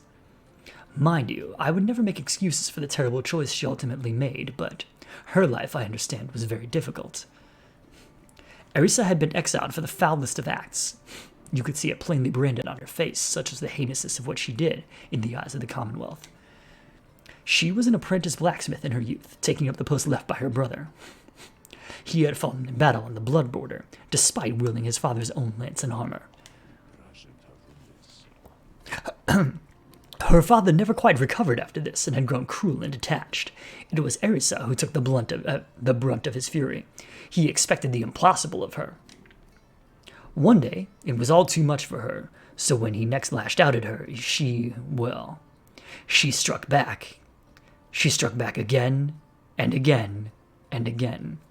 He fell into her knife. He fell into her knife 17 times. When they came for her, her father was gone, and she was not herself. She was promptly cast to the downside for the crime, where her hatred for the Commonwealth only grew. Erisa was always intense in her demeanor, haunted by her father's memory. More than that, her chief motive for wanting back her freedom was, in hindsight, not a healthy one. I mean, he had it coming, right? Anyway, she longed to join our nation's enemies, to build for the Highwing remnants a great siege engine that could shatter the defenses of the Commonwealth and forever end our feud. What she ultimately did to Orlek, It was an act of pure and thoughtless desperation. I do not think that it was simply evil, nor do I think that it was personal. I often wondered, though, if in her final moments in the Shimmer Pool, she understood what she had done and the depths to which she had fallen. For years, I must admit that I hated her, but now, my only hope is that she found a peace untenable during her relatively short life in the downside in the Commonwealth. Furthermore, I hope the life of Erisa offers some perspective yet to those of us who have not made the same mistakes. Now then, was there something else? All right, last one.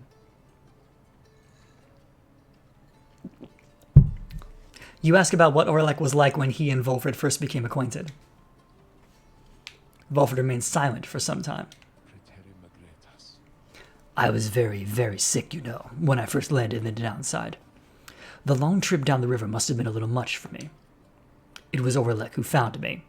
He could not have known my capacity to read before he revived me.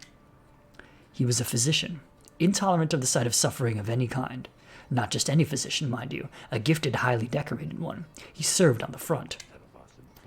Back then, skirmishes erupted frequently, and those such as Orlek, they had to deal with many casualties on either side. In time, he said he grew repulsed by what he saw. This sowed in his heart a yearning for an end to all the bloodshed, so he tried to use his status to negotiate a treaty with the Highwing remnants. It must have gone about how well you'd expect. He was given direct orders to return to the front. But when he refused to soil his hands again, they cast him to the downside. Here he gained the notice of the Nightwings, and before long he grew to be one of the finest rites conductors anyone had ever seen. He was instrumental in the... Wow. There's a lot. He was instrumental in the liberation of his companions, whose roles in the Triumvirate were later filled by Erisa and me. In time, Orlek's own opportunity for freedom had come up. He longed for it, so that when his exalted status, he might stand a better chance of negotiating peace.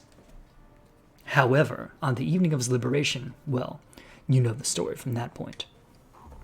Volfred breathes a heavy sigh. He and I were kindred spirits for a while. I could not bear to think that he was gone. And now, I still cannot entirely believe that he's back. He is our adversary now, transformed, grown cold. Still, part of me is happy that he lives. Make no mistake, of course, I shall not be swayed against our plan, not by Orlek or anyone. As I have said before, we share a higher calling now. As for Orlek, he wants his freedom still, though I wonder if he still remembers why. Anyway, was there something else? Mercifully, no. That was a lot. You bid Volfred a good afternoon and leave him with his memories. My pleasure, reader. Reflecting on the past from time to time helps demonstrate how far we've come, yet how much further we have to go. No Beyond a Crystal for Volfred, though.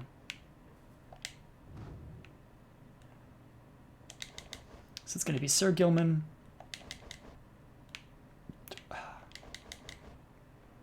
Probably Volfred.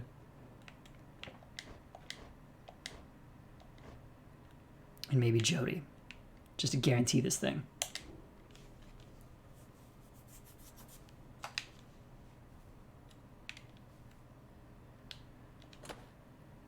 Who are we going up against? The Essence? That's cool.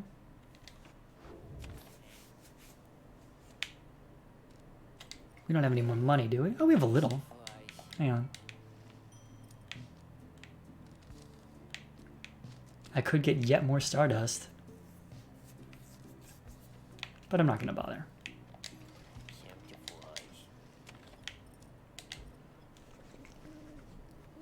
Once more you have gained the Fall of Solium, where one among you may go free, but first you shall have to prevail against the Essence in the Liberation Rite. Reader, your companions are gathered there under the Fall. They shall be counting on you. Indeed, as the cycle of rites turns ever faster, so too is our plan set in motion. My agents in the Commonwealth are beginning to cause a bit of stir out there, and word has reached high places that the rites are ending.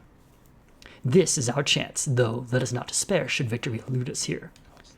We shall make the most of whatever the scribes may have in store for us. That is to say, good luck.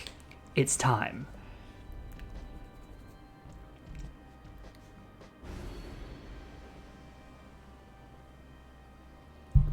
Oh, I think this is all the Titan stars now.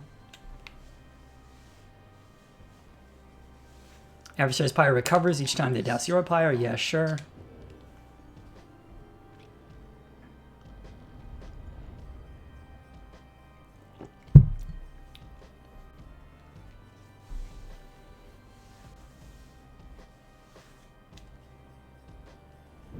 Once more, the Nightwings gain the summit of the sacred Mount Eladiel to Eladiel? the liberation rite, even as the stars themselves abandon you. Make good upon these final opportunities, reader. This glorious age-old tradition coming to an end upon your watch. I trust your adversaries, the essence, shall not throw away this chance. Choose now who may go free, should they unfortunately fail. So salty. The pyres burn and each of the triumvirates is present and prepared. I concur. The pyres burn and each of the triumvirates is present and prepared. Then, anointed of one of the essence, come forth now and declare yourself, and pay any respects you have unto your adversaries, the Nightwings. Tamitha swoops down from somewhere and unfastens her mask. Won't be needing this. I am known as Tamitha Thane. I mean to return to my ancestral home and promptly resume my responsibilities as flight technician of the Highwing Remnants. Our long stalemate against the Commonwealth shall soon be ended, should I and several of my sisters manage to rejoin our clan. Then our vengeance shall be swift and thorough. Your quarrel with the country that cast you into exile is beneath the notice of the scribes, Tamitha Thane. Here you shall be judged under the stars. Ha! My quarrel with the Commonwealth is all that gave me and my sisters strength enough to reach this point. The scribes ought well take heed of how many people suffer. We are not weaklings anymore like your Trieste Tatheus. We shall not fall in line with flightless fools in their naked attempts to subsume our heritage, our culture. Speak not again thus of the saints, or you shall be expelled, Tamitha Thane. Tamitha scoffs and turns her attention toward your side. And Nightwings, as for you, the fury we shall imminently show is nothing in comparison to the hatred growing for your commonwealth in the mountains on the other side. She signals to her sisters to ready themselves. You seek your freedom, but there shall be nothing save for devastation should you manage to return.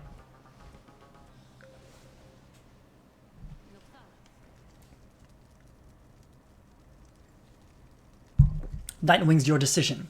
On whose behalf shall you conduct the liberation rite? Reader, I would ask you to choose wisely, but I am sure you know no other way. And you prepare your song, Tariq. Of course, Celeste. Whom do you intend to liberate?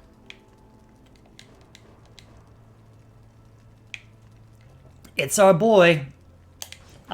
He's all grown up now. Has this knight at last regained his honor? Let us now find out. Who shall stand with him?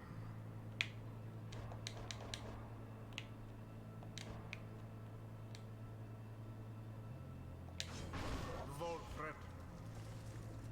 Let us prevail on this night for you, Sir Gilman, and for the good of our ailing nation. Alright. Who's got more green? Jody has slightly more green than Faye. Tizo has none. Bertrude has none. So it's got to be Jody. Jodariel. As you will, reader. Very well. One final obstacle to overcome ere I can soar again above your commonwealth. Such destruction I shall rain upon it soon. But first, let us dance this final time.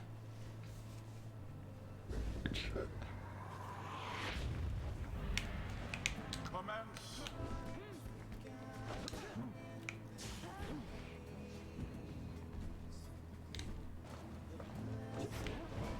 Oh no.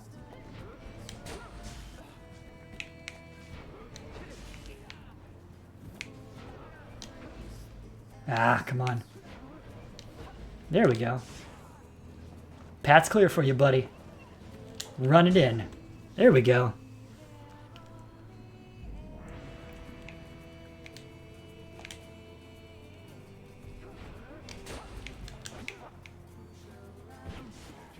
Nice. That was exactly what I wanted. Oh, shoot.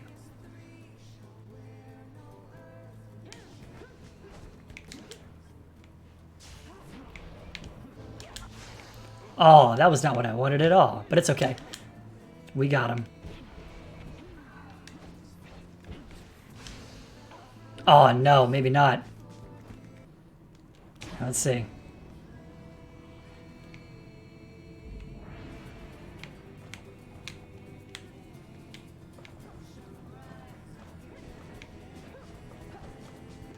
Oh, wow.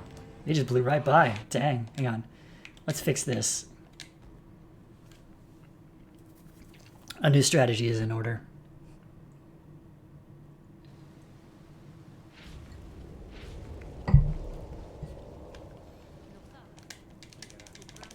So they have 155, huh? Whom do you intend to liberate? Sir Gil. Who shall stand with him? Volfred. Jodariel. Now.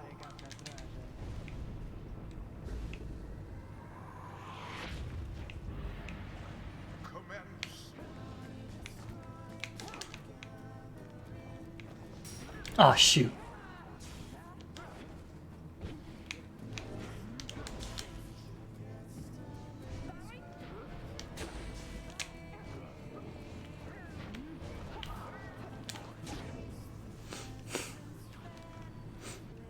It's gonna be a long match.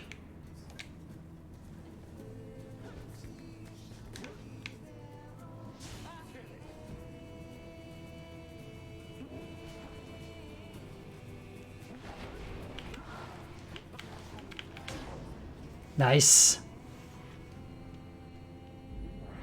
That blink's pretty useful.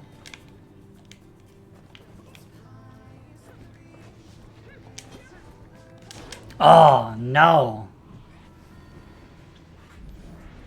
This flying thing sucks a lot.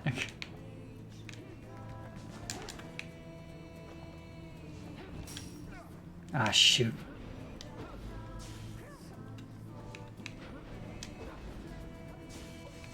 Ooh, nice. Yeah, that's our boy. All right.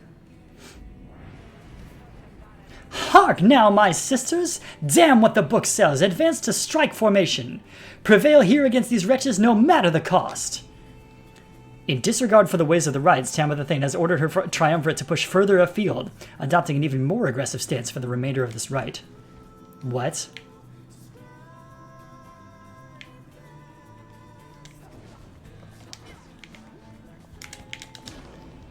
Oh no, what? Whatever, it's fine. We'll be okay.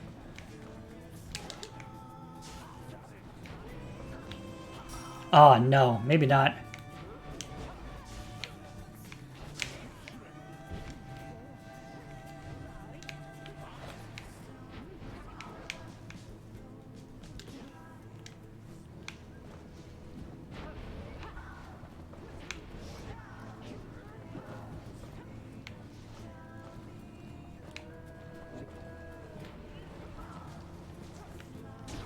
Oh, there's your aggressive stance for you.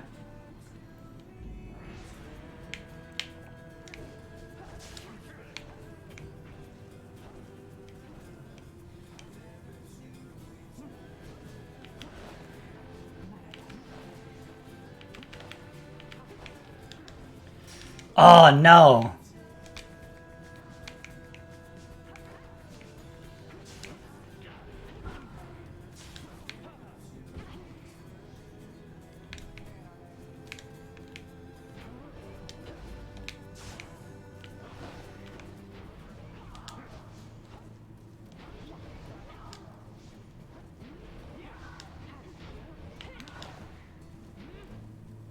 Who has the orb? Oh, it's over there. Yikes.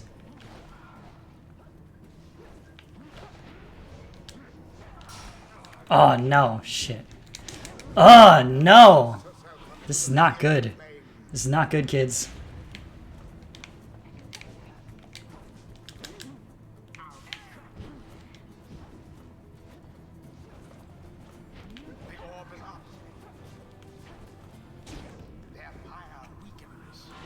Yeah, it's too bad Sir Gilman puts so little damage in every time.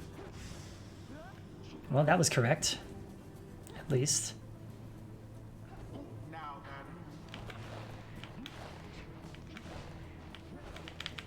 then. Volfred doubts the adversary. Thank you, Volfred. All right. Get in there. Get in there. Jody, if you would. Hey, why? Why? That's not...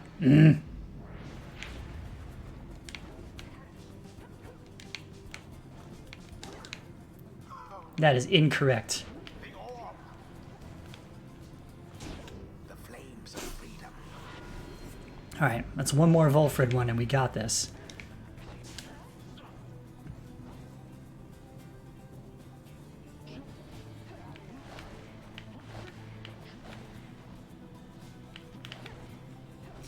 Oh, no. No. All right, now we gotta do it again. Ugh.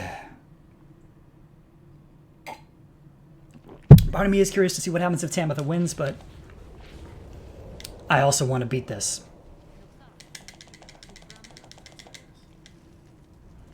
Whom do you intend to liberate? All right. Sir Gilman. Who shall stand with him? Volfred.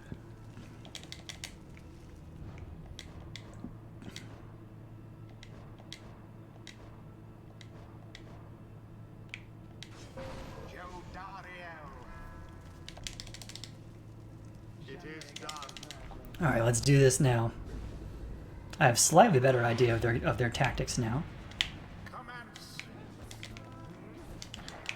Oh, no. But then I grabbed the wrong person, and it doesn't matter.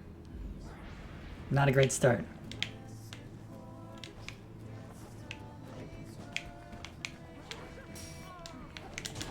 Okay, that was terrible. Again, keep grabbing the wrong person.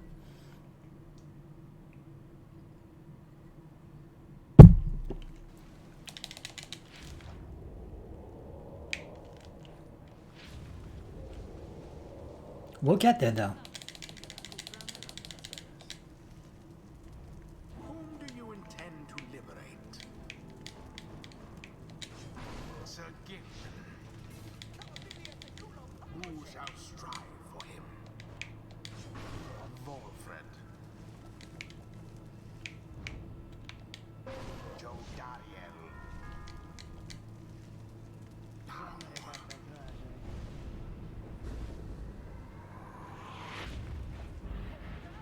Commence.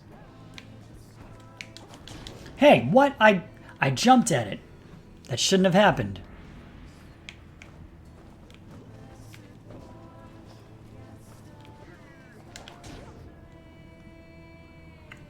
Well, fine.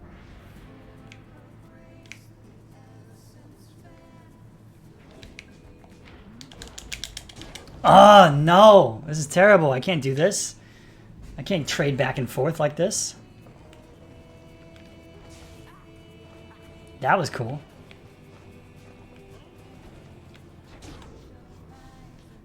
Mine does so little and they have so much. All right.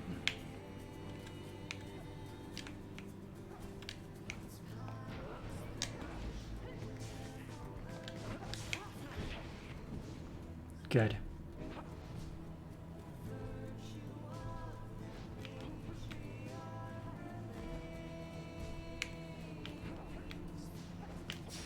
Oh, no. This is bad. He can't fend him off by himself. Or maybe he can. Nope. Sure can't. All right, hang on.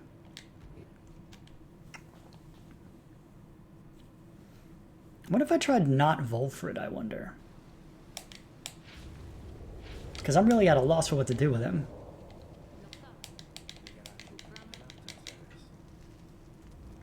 Whom do you intend to liberate? Sir Gilman. Like, I just pumped up Who shall strive for him? Jody, Bertrude, and Tizo.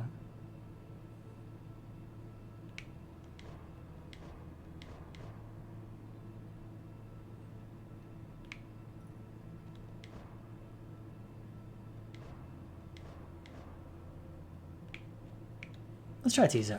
Tizo. Jodiel. The choice is cast.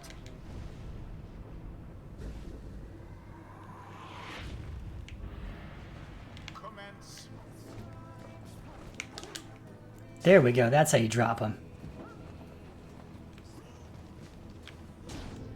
Gilman runs it in. I love it. All right, Tizo, this next one's all you. Oh, no. What? How did they dodge that? I dislike flying characters. I have decided.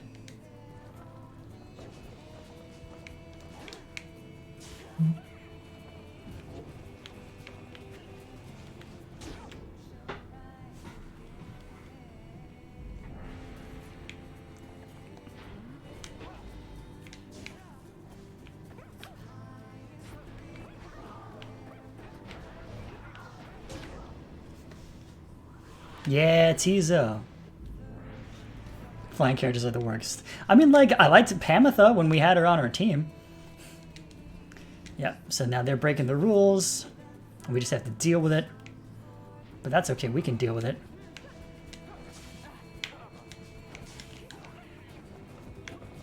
That was actually very expeditious. Or rather, officious? Whatever. It was the thing I wanted to do. Haha!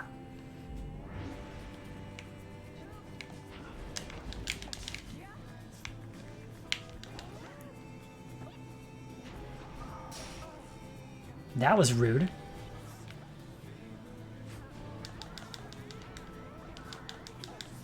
Oh, they got me.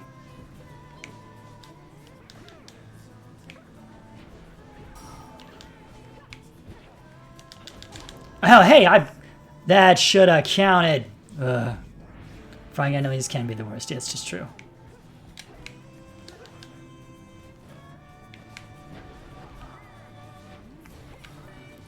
Run it, Gilman. You got it. Yeah! Getting there. Getting there.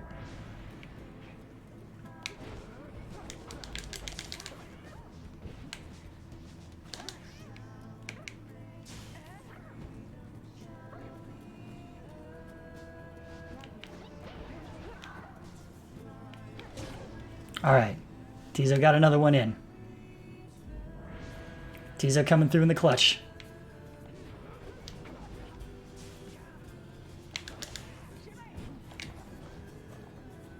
I like that I knocked my ally loose as well. That's kind of fun.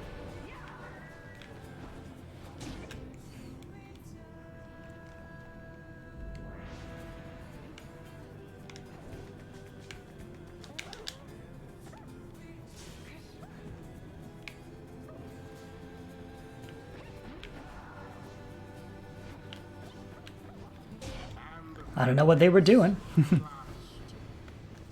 Yeah, no, that made a world of difference. Tizo came through in the clutch, for sure. Outcome which left little room for doubt.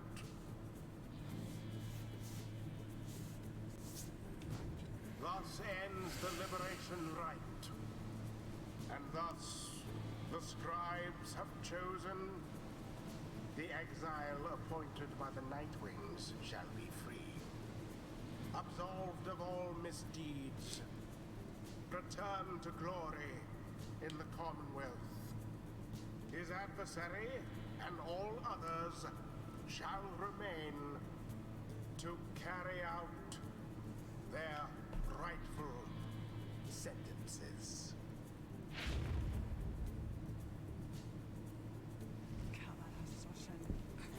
Damn you for this, Pamitha! All of this because of you! Sisters are not reunited. What can you do?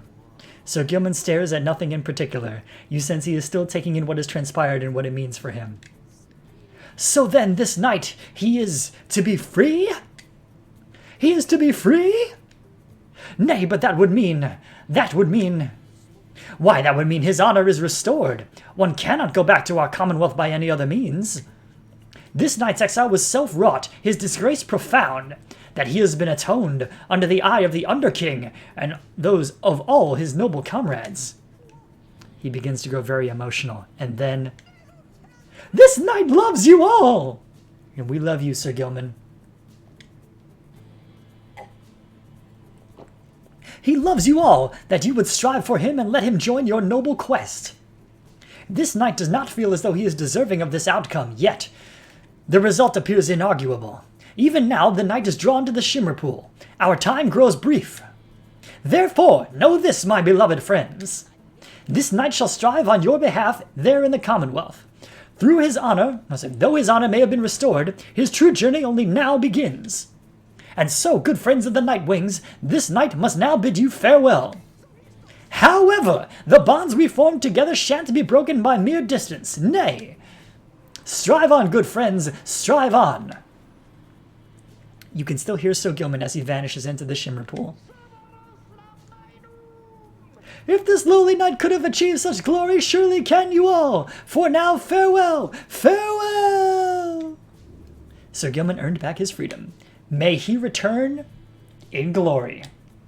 Godspeed, Sir Gilman. The 8 scribes are watching from afar. By their grace, may the cycle of the rites keep turning for as long as possible.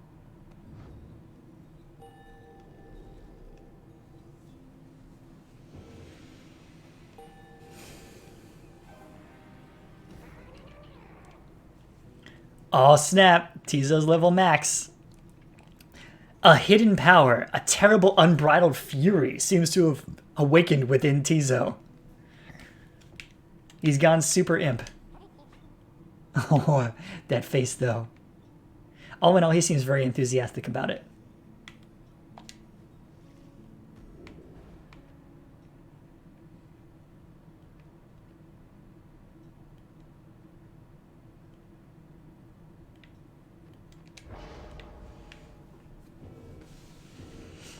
All right. Tizo! Till the rites begin anew.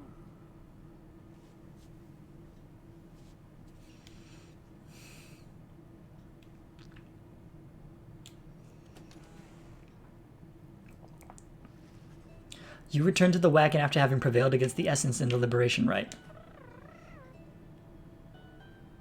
Tizo wishes Sir Gilman a safe journey home. It seems our group grows smaller. You succeeded in liberating Sir Gilman, who returned to the Commonwealth in glory. We have but a few such liberation rites remaining. Exactly how many I do not wish to speculate about as yet, until such time as we can better say for certain. Under no circumstances would I suggest this is ideal. However, it is opportunity enough that our plan may, as yet, succeed. Although, all of these setbacks, I fear. Volford trails off and falls silent. What setbacks? We're undefeated, bro.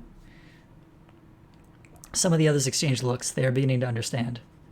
With the ride soon ending, everything which Volford has sought, both on his own for many years and now with all of you, all of it may have been in vain.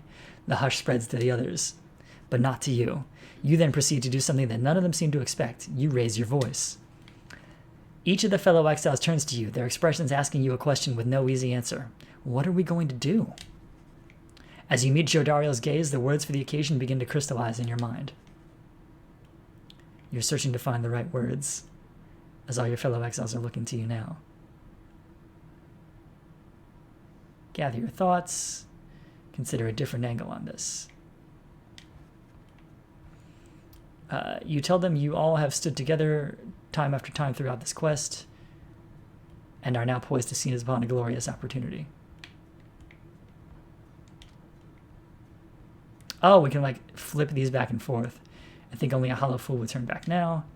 You tell them you're not going to mince words with anyone here because by now each of you knows each other well, as that would be a grave disservice to the group. Let's see here.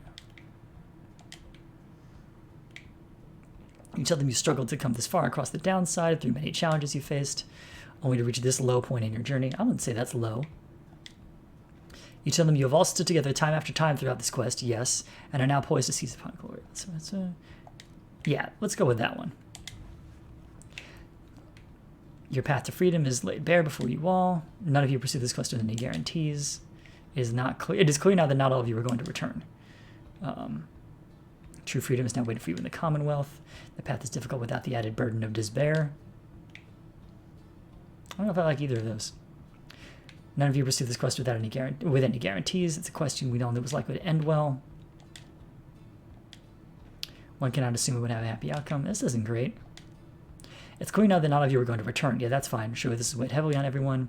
Each of you knew this outcome was a possibility. Yeah, I like that one. All right. Something more vital is at stake. You see the imminent conclusion of the rites as a sign. It's a sign the world is changing.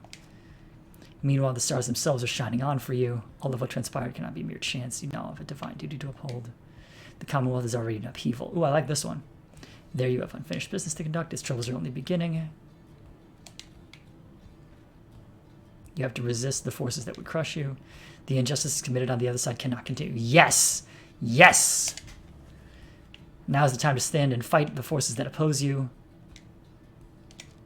For each other. For those who do not fight, do not prevail. For those who live oppressed.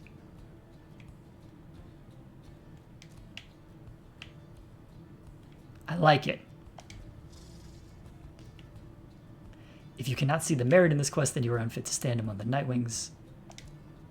When you look at it this way, which side of the world you end up on is all up to you. Whether you achieve your freedom is up to you. To each one of you in your own way. If you can believe any of this, then believe above all in each other. Trust that you may yet prevail together. Yeah! Yeah! It's the friends we made along the way, you guys. Alright, after a brief period of reflection, you share one last sentiment with the group. Let us stand together now and always. Or, mere distance cannot separate our spirits. The stars have not vanished, they have joined us. Oh, I love that one. Thus do you remain together with your thoughts. No one speaks for a time, but then... Your bluntness is appreciated, reader. You might have had success upon the blood border, thusly spoken. Then let us see where our path leads. You see them too, then, miss. The scribes among the stars. How they are watching over us. Thou wouldst dare to change this ancient world, reading one, and yet thy words are tinged with certain truths. What's our boy say? Tizo vows to stand with you no matter where your quest shall lead. Good man, Tizo. May long the stars remain alight for you, reader madam. All the while, Volford remains watching you intently. Then his expression softens and he smiles. You were right, of course, my girl. We are the Nightwings. It is precisely as you said. The stars have not vanished. They have joined us. Lead us then, reader, to the end of our quest and the dawn of the new age for all our kin. Everyone, for the Nightwings! Everyone responds in kind. For the Nightwings! They stand with you no matter what. They await the outcome of your vision of the stars, which burn with renewed fury, because now the last rites beckon. Each of the Nightwings gained one hope permanently. Cool. The stars above now burn with what appears a desperate fury, many more of them than usual. The path is yours to choose amid a myriad of stars. Look upon them all. Wild.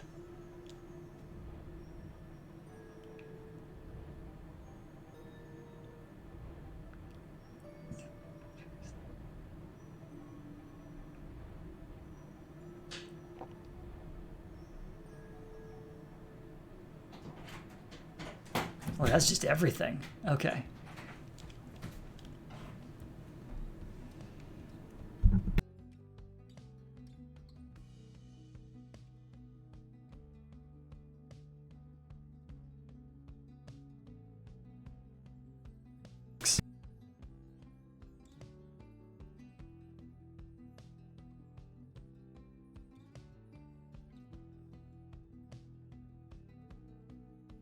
Stars of the eight scribes, they shine together now as one. The lone minstrel draws breath, as though surprised by what he sees. He backs away and averts his eyes. This is another sign the rites are soon to cease. Few chances yet remain to confront the adversaries you have met during your journey. Oh, the dissidents are back on top. Good, I wanted to make sure we got to fight them one more time. And then they're withdrawn. Yeah, cool. Tempers.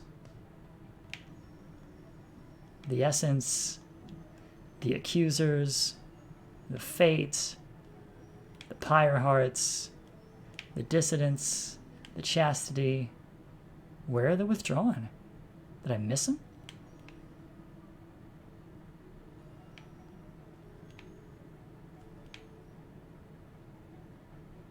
Are they not here? What's going on? One, two, three, 4, 5, 6, 7. There should be 8, right? 1, 2, 3, 4, 5, 6, 7, 8. Oh, okay, the Withdrawn just aren't there. Fair enough. Let's go into the Dissidents. Get that awesome guitar riff. Very well then, Rita. Once more you shall face Barker and the Dissidents when next the stars align. We may set course for the Ridge of Gaul at dawn. For now, please get some rest in the remaining dark of night.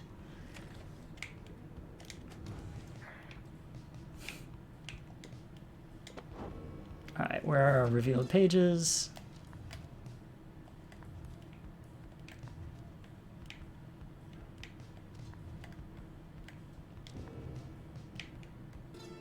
On Worth. Alright, whatever. Cool. What's up, Bertrude? Following the successful outcome of the Liberation Rite, you find Bertrude muttering something to herself. You hear some of the words as you approach. Shouldst thou seekest darkness, then may nightfall come to thee in time. Should thou seekest courage, then may bravery soon bloom within thy heart. Should thou seekest water, then may the oceans open wide for thee. Shouldst thou seekest fortune, then...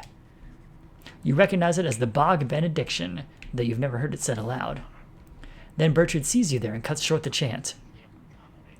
Care thee to explain thy presence, reading one. We were amidst an invocation which must now begin anew. 'Tis for the Worm Knight, if thou needest know, to speed him on his homeworld journey. The Worm Knights are a distant kin. Unlike their ilk, ours have but passing interest in the sea. There, within the depths, we have long seen that which is to be seen. Nevertheless, distant kin is kin. That foolish Worm Knight, surely he could have survived his years if not for divine aid. Or could never have yeah, you get it. Thus we provide him more. Then perhaps the Worm Knight, easily underestimated as he is, perhaps he shall turn out to be of some small benefit as part of Sandalwood's designs. She glares at you intently for a moment. Mistake thee not these actions for affection, nor for a longing for the loudness of this place to escalate ever again to volumes such as only his incessant shouting could achieve. Now leave us, reading one. The invocation must be finished ere the Worm Knight finally arrives upon the shores beyond this land, before his homecoming. She turns away from you and then begins her chant again. Shouldst thou seek a shelter, then may the elements be merciful to thee, etc. You leave her her benediction. The Worm Knight's absence is already felt. You know, however, that he will strive with all his might on your behalf there on the other side.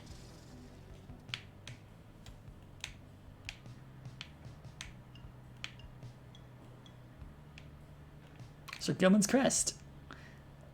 Certificate of Knighthood in the Commonwealth. Gilman didn't want it anymore.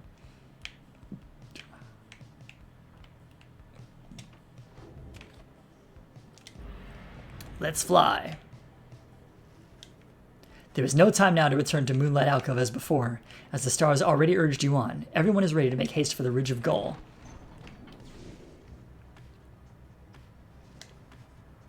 Volford approaches as you fly above his hidden lair in the Moonlight Alcove.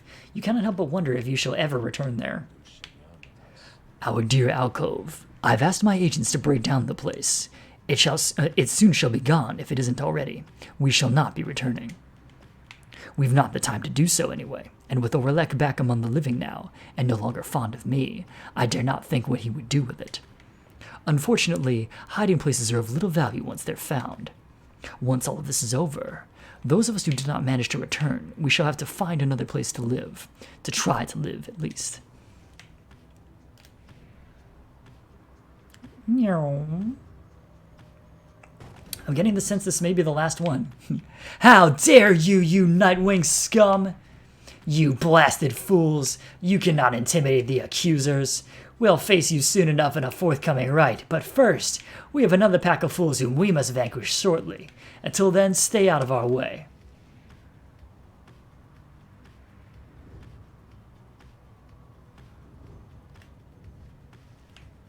Your flight takes you near to where you breached past Stormwall in the Deathless Tempest. With the climate and the downside intensifying, you wonder if the storm has spilled forth from its confines and started to ravage other regions of the land.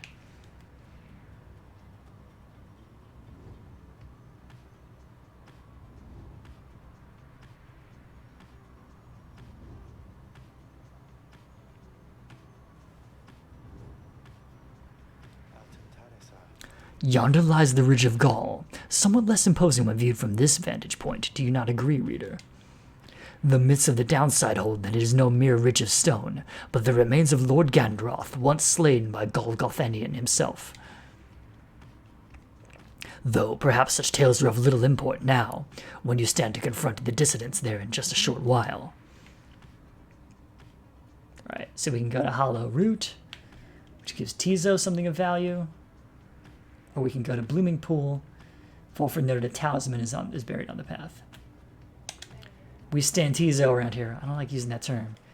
We stand for Tizo around here. There we go. You made a successful landing in the downside prairie near the southern edge of the downside. Memories of having first met Hedwyn, Jodario, and Ruki come flooding back. You now should have some time in the vicinity before continuing onward toward Ridge of Gaul by land. We can search for valuables. Nobody here. New page, I guess. Downside prairie. Okay.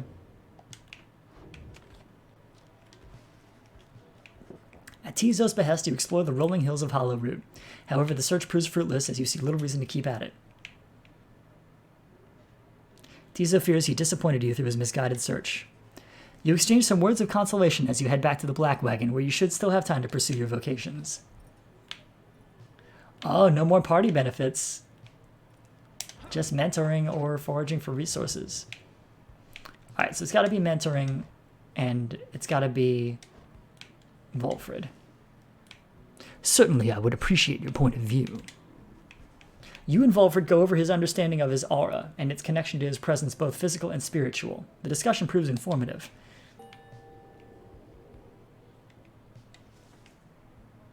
I always try to bear in mind that together our auras grow even stronger. Indeed. Hanapanga was there to console. Tizo, it's okay. We still love you, buddy.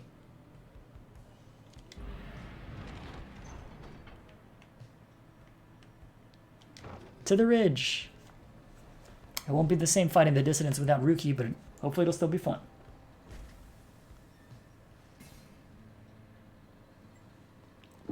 Halt, everyone. I beg you, please forgive my rudeness here. The Black Wagon has shuddered to a stop en route to the Ridge of Gaul. There is some commotion, as the lone minstrel meant. That was supposed to be... Okay, there we go. Someone is there, along our path, ahead. He points to the distance. However, when you scan the horizon, everything is still. You see no sign of whomever the lone minstrel referred to. Still, he indicates caution. Strange. I do not believe I was mistaken. A tense moment passes, and then another. Then the lone minstrel tenses up. Our guest, he is there. You look toward where he signals, and then at last you see the cause of his concern. There is no mistaking who it is. It's going to be Orlac. Yep, Orlac stands there near motionless atop some forgotten rock jutting from the windswept fields a far distance away. He stands directly on the path of your Black Wagon. Yet he shows no sign of acknowledging the wagon's presence. He appears only to be waiting for something, likely for you all. The lone minstrel gets your attention quietly. Reader, what do your senses tell you at this time? Orlac may have come with ill intent. Sir, do you think perhaps... press forward, turn back, or hail him? Let's address him. There has to be a way to reason with Orlac and bridge differences between him and his former triumvirate. Doubtful. Perhaps he's come to negotiate. Perhaps you are correct. Let us try and make contact with him then as we proceed. You give the signal for the drive imps to start the wagon and head toward him, but just as you reach the point where Orlac once stood... It seems our guest has already departed. Let us remain watchful as we proceed on course. Indeed, Orlac is nowhere to be found now. The unnerving encounter causes everyone to fall silent for the remainder of the trip.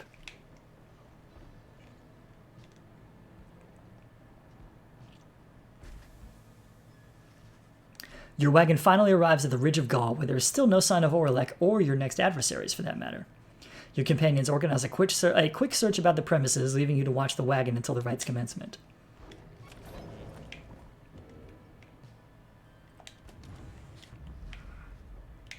Something is wrong. Someone is here, alone with you. You can wait. Oh, given present circumstances, now seems not the time to be focusing on the Book of Rites. Oh, fine. Orlek seems to be examining various objects in the wagon. Whether he's noticed you, you cannot tell. What he's doing here and how he got in unnoticed, you cannot imagine. You watch him go about whatever he is doing, examining all sorts of things that you and your fellow exiles gathered on your journey. He shakes his head. All of these trinkets. This wagon, it is most different now. Welcoming, and yet I am unwelcome here, it seems. In my own wagon. He directs his gaze at you, acknowledging your presence for the first time. You, a mere shadow. Tell me something. Who are you to them? Orlek wishes to know your connection to the Nightwings. Say you're their reader, say you're their friend, say you're no one, say nothing. We're friends now.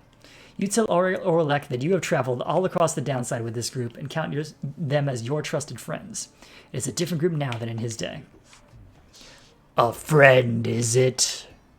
Beware, then, for the Nightwings do not always treat their friends with all due charity. Relay to them a message for me, Shadow. Tell them I shall have my night. He strides past you toward the door, but then he turns to you again once more. I shall have my night. Then Orlek is gone. Now I can go look in the book. Thank you. Yes, okay, close.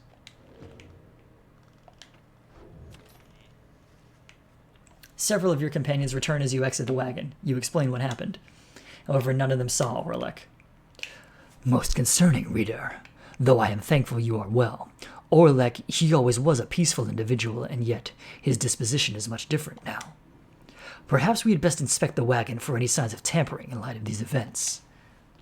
You and the others conduct an exhaustive search in and around the Black Wagon for any signs of objects missing or tampered with, as well as signs of damage or foul play. The search yields nothing. No one finds any sign that anything was moved or tampered with. Even the drive imps seem calm. The incident leaves you questioning your own recollection of what happened. You try to clear your mind, for the rite is soon now to commence.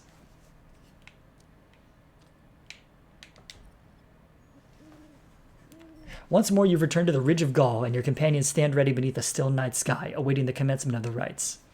You overhear some of their words to one another as you await the signal in the stars. You said we have to face the dissidents tonight? Tizo is trying to get Faye to look up at the stars. Just then you observe a glint of starlight that begins to shine above, and your companions soon fall silent, as sick guitar riffs play out of nowhere.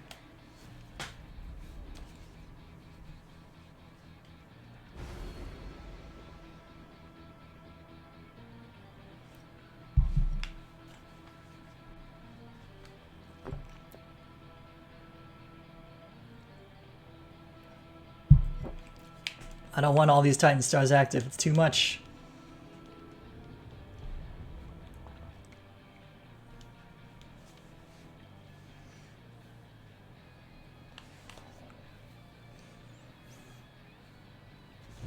The infamous Rita returns, along with her remaining retinue of miscreants. You managed recently to rid yourself of yet another one. Your adversaries, the dissidents. As with you, they must be very desperate for their freedom.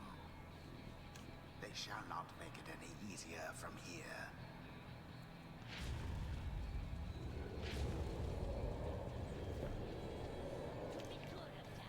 Smell that, mates? Looks like we're gonna have to take this one a little serious this time. That's right, cause they ain't got green cell clogging up their ranks no more. A's back home now with their dear old mom where he belongs.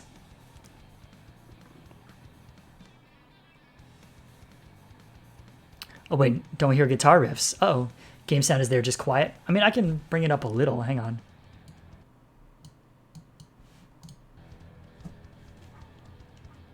Any better?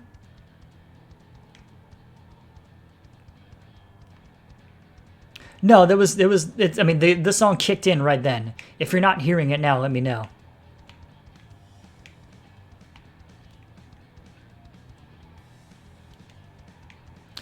Right time you Nightwings dump that deadbeat. Gonna have some standards after all. Just the same, we're gonna stomp you to the ground. Get ready.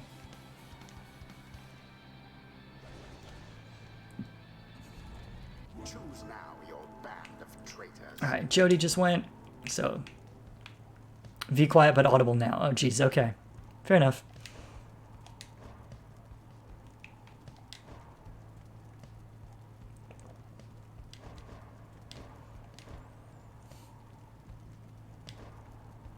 Alright, so definitely Volfred. Not Jody. Faye. Not Tizo. Bertrude. Okay.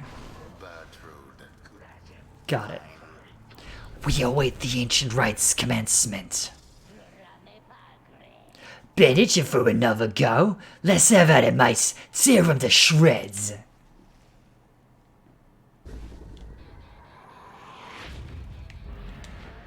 Now begin. Boom. The Nightwings make Pounced on him. That's right.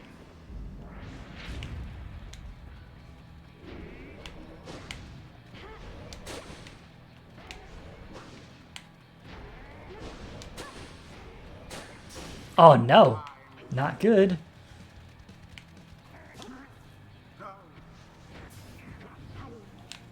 Here we go.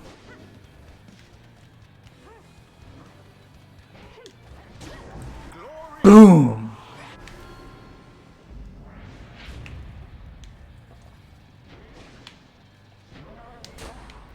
well cast.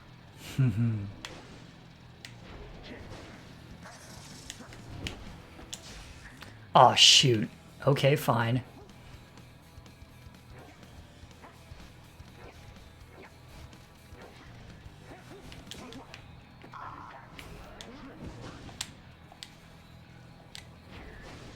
You have it.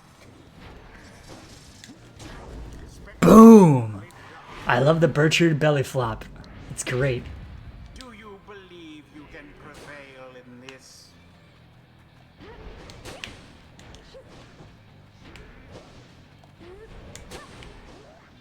What?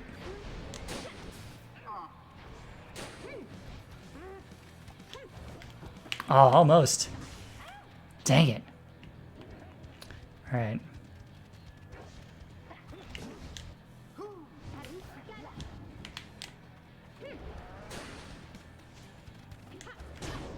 There we go. That's how we get in there.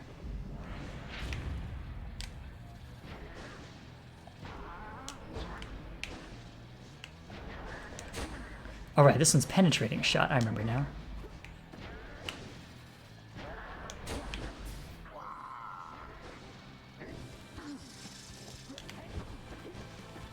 Oh, almost ran it in. How rude.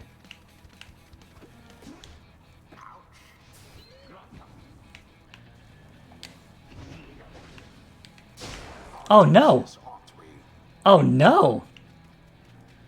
That one had to very carefully get around it. A decisive blow. Yeah, no, he got it. That one's there. That one's for them.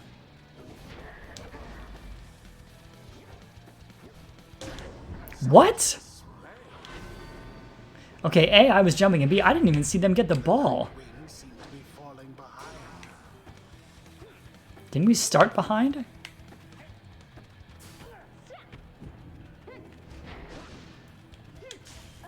Excuse you?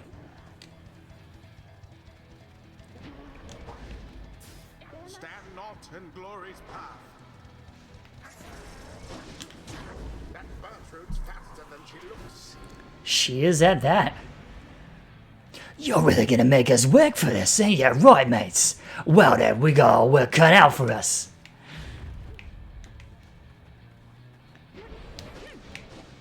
Shoot. Not the way I thought that'd bounce.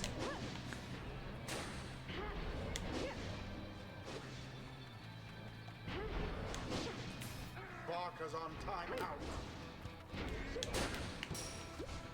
Bye. It's done. The Nightwings managed to prevail.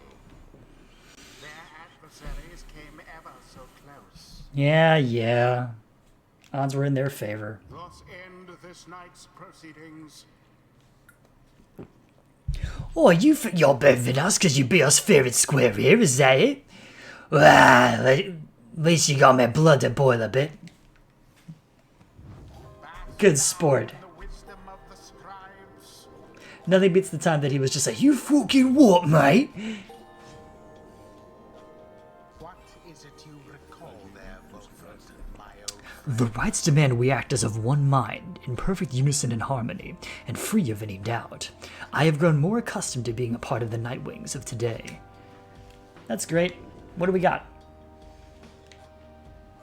After casting Sprout, sapling spawns faster than usual and gains a larger aura. May remotely detonate a sapling in an aura burst. I'm never going to remember to do that. We'll do the larger aura. That's cool.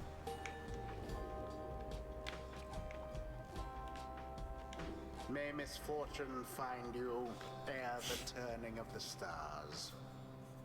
Gee, thanks, Brighton. Appreciate you.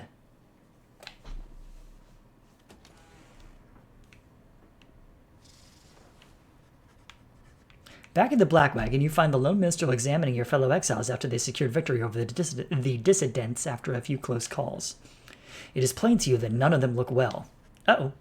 The Lone Minstrel notices you there and turns to you. Reader, the faster turning of the cycle of the rites has put a strain on everyone. We have multiple cases of banishment sickness this time. It is fortunate that your other companions are available to conduct the coming rite, because I fear that this group here requires rest. You bid Volford a swift recovery, and he nods weakly in response. You exchange a look with Bertrude, who seems exhausted after the last rite. As for Faye, it is clear to you she wishes to be left alone right now. You leave the Lone Minstrel to look after them and turn your attention to the stars that remain shining in the dark outside. The stars yet shine for you, revealing various paths forward. Seek now your destination. Ha'ub, the Midnight Star. Lu, the Vernal Star. Trieste, the Silver Star. The Withdrawn are still the highest. So let's see here. The Tempers, the Fate, or the Pyre Hearts. I like the Fate.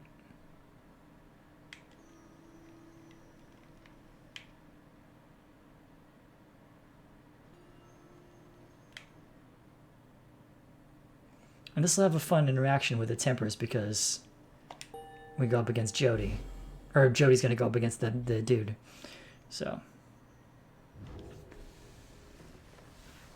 Again, we are to face the demon Ignarius and his brutes, the Tempers. He is living proof of how the rites favor raw strength of will and body. Volford then offers you such details as he knows of your next adversary. Ignarius, a longtime resident of the Downside as evidenced by his appearance. The strongest of the Tempers, he has waited years to earn his freedom. And he's got a sick-looking quiff? I'm going to go with quiff. Born to a middling Commonwealth family, he got into trouble early and often, but found his calling in the Commonwealth's not entirely legal red light district. There he took many jobs, most involving his sheer size. Most notably, he was a bouncer at the Starry Eight, where he came to symbolize its reputation. One day, a particularly belligerent guest got under his skin, so he gave him a tremendous thrashing. The club clientele all gave a cheer. However, this guest turned out to be a wealthy chamberlain who then exploited his connections to have Ignarius arrested and then exiled. That was 14 years ago. In the Downside, Ignarius dropped his given name, as is sometimes the custom, and survived alone through his tenacity and strength. In time, he drew the notice of the Tempers, who revealed to him the rights, recruited him into their ranks, and let him work his way up. Now, at last, it is his turn. Ignarius struggles to return to a place that wants nothing to do with somebody like him. He should never have been exiled. Anyway, I'm off to rest. You wish a good night to Volfred. Your travels continue at first light. Who's hanging out? You are unaccustomed to seeing Bertrude smiling, and yet here she is doing just that. You soon see why. You have observed before how her manner seems to soften to the degree that it can whenever Volfred is around. If only I could have seen their faces then.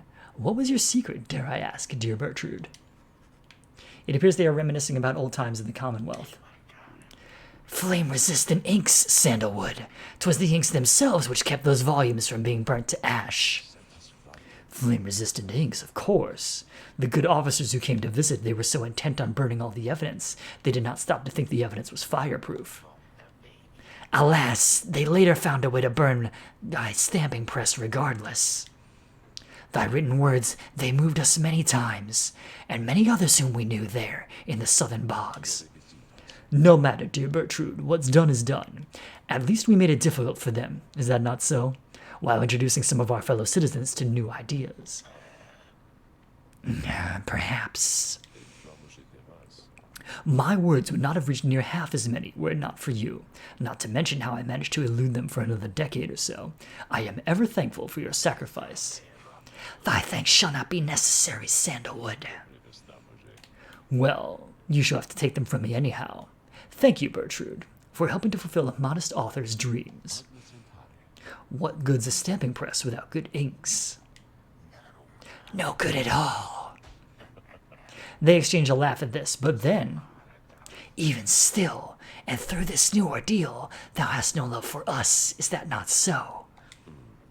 Bertrude? Nay, we understand full well. Thou needst not further explain thyself. There are different kinds of love, Bertrude. On that account, thou hast nothing to teach us, Sandalwood. You coward. Go be with the snake lady, you coward. They each remain silent for a time. Our hearts, they cannot be controlled, Bertrude. Blasted things they are, they act well on their own.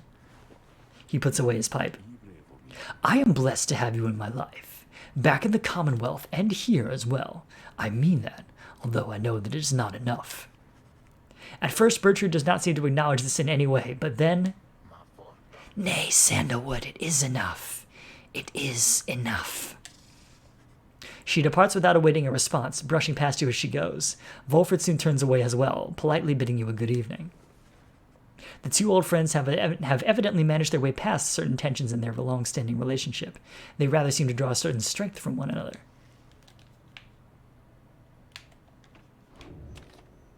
I'm glad I saw that one, because I ship it now.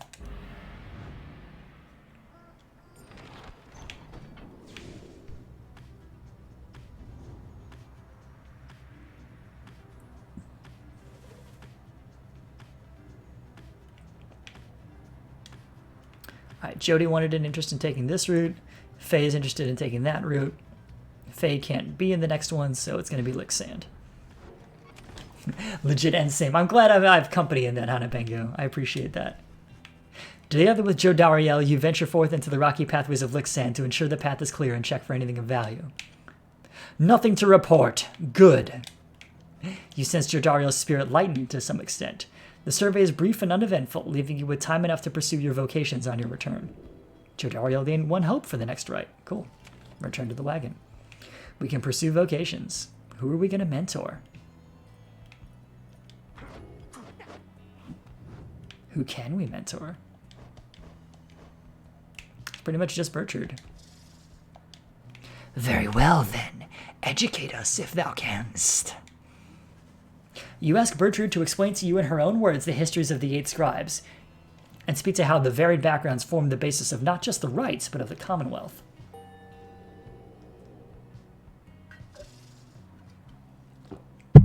Perhaps not all of the wisdom of the scribes lies buried in that tome of thine. Cool.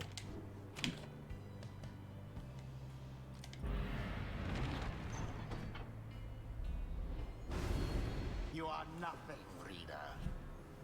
Nothing but a mindless farmhand. Your every action is a stain upon the legacy of the 8 scribes. The rites have been a long-held secret to keep out those such as you. Get bent, Brighton. You wake from a little sleep you managed this past night. Once more, the voice tormented you within your dreams. You attempt to rid your memory of it. If the voice truly is that of Archjustice Androbeles IX himself, which is to say Brighton, as Volfred indicated, then none of you are likely to receive too warm a welcome should you regain your freedom. Alright, the only path forward is the Cairn of Ha'ub.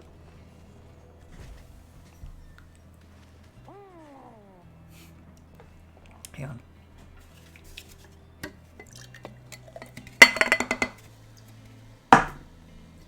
Deep in the desolate sprawl of Jomir Valley, you find a messenger imp looking to bring you the latest news and rumors from the other side. Are Ruki and Pambitha happy together? Is Sir Gilman hanging out with them? Hang on. Drained that too fast. This time around, the imp brings tidings of Sir Gilman and what has happened to him since his liberation at the fall of Solium when, at last, his self-imposed exile came to an end. You learn that his return to the Commonwealth was met with much rejoicing. Yay! And that before long he was promoted to the rank of Veiled Captain on the Blood Border. And yet with tears welling in his eye, he did refuse the post, stating that he no longer had the heart to fight against the Highwing remnants as he once did. See? Pambitha's doing her good work. He then cast down his helmet, and when next anyone saw him, he was among Volfred's agents, having joined the revolution to reshape the Commonwealth from within. You thank the messenger imp for the report and salute it crisply, as surely Gilman would have. Soon, the news has everyone in the wagon talking. Noble Gilman has made the gallant choice, it seems. Our plan comes closer to fruition through his good example and support. Do you think that one day I can be as brave as him? Because I don't always think I can. Tizo feels inspired by the news of Gilman's selfless actions. Knight or no, he always shall remain Sir Gilman in my eyes. It must have taken great restraint for him to do what he has done. The tears he shed ought to have been bottled and thus set aside for use in various salves. The news of Gilman's liberation fills you and fellow exiles with newfound resolve. Your companions gain one hope for the next rite.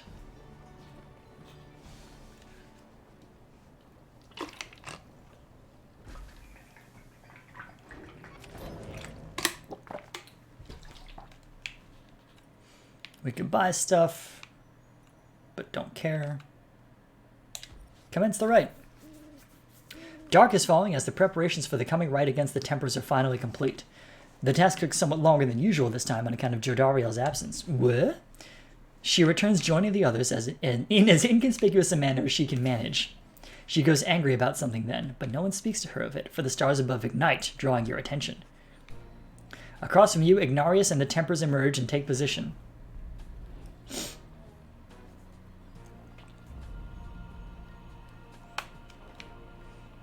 Finally, no more. No more Titan stars. 1, 2, 3, 4, 5, 6 is enough. Thank you. I don't need 7, 8, 9, 10, 11. 11? Good God. Who can do that? Not me.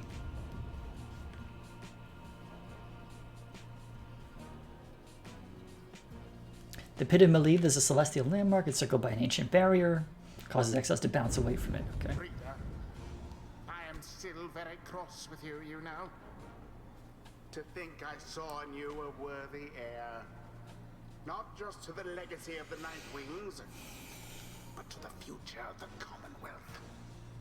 That traitor Volfred. Only a fool would be seduced by his audacious promises and his dangerous ideas. That, dear reader, would make you a fool.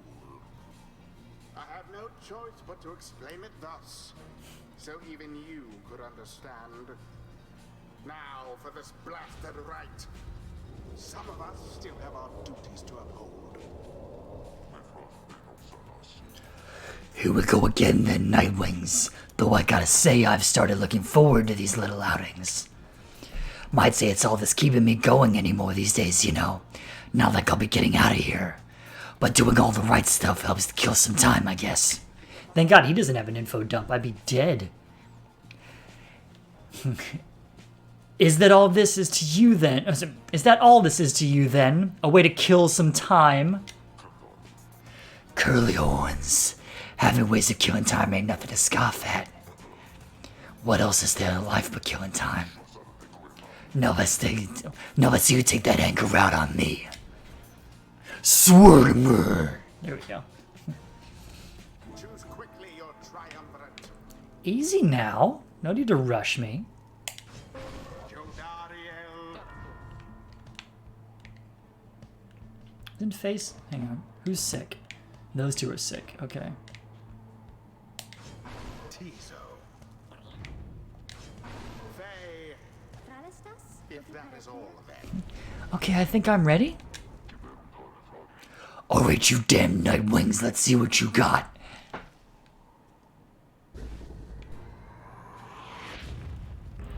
Alright. Kick it.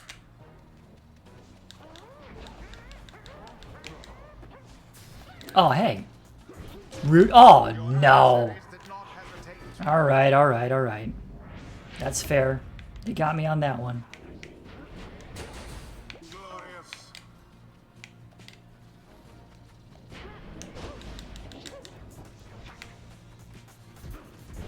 Ooh, good move. What? That didn't... That was bad detection. Alright. Because I should have absolutely been able to zap him.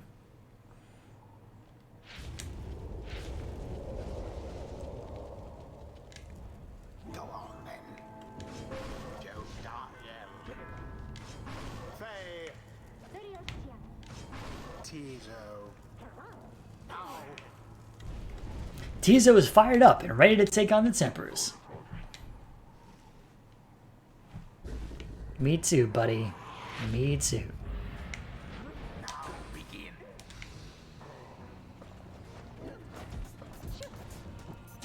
Hey, what?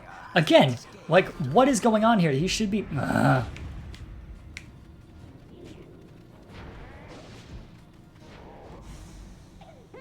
to the flame. Splendid.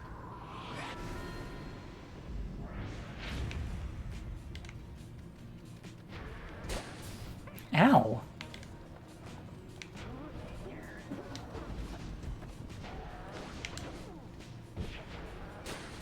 Ah. Oh, no. Wait. Oh, nope. Hang on. This is being uncooperative.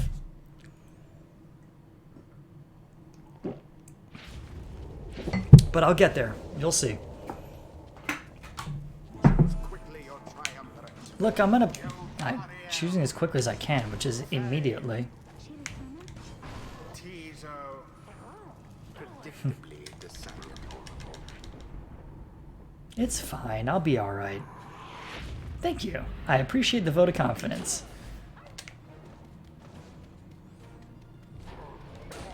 Oh, no. Rude. The flame is And she got it.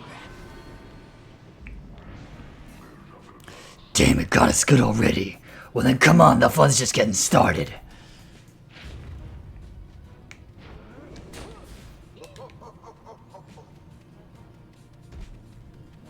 Oh, no. Hey.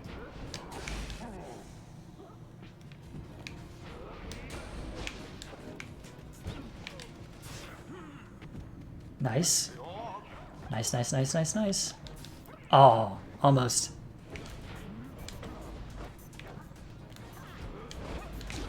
Hey, what? I was jumping and the blast was still active. That's some nonsense. That's what that is. It was dangerously close. Okay, couldn't give it to Tizo like I wanted. What the heck?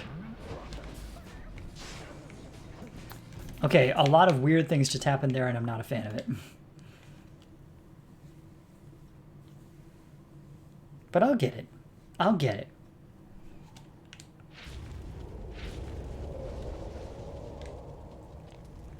Choose quickly your triumvirate. Faye. Tizo. If that is all, then Come on. commence.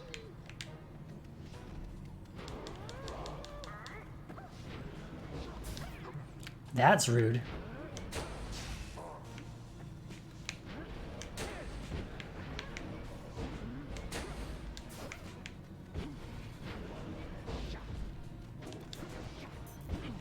Hey! The path to glory Ugh! leads us all at times.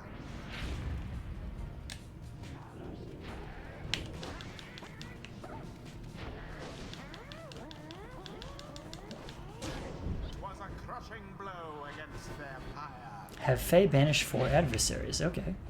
Could probably do that. Or not? As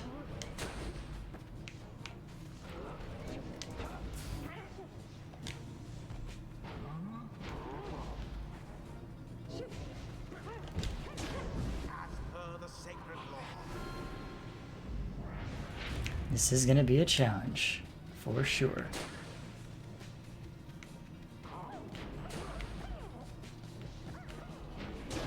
Tizo doused their pyre.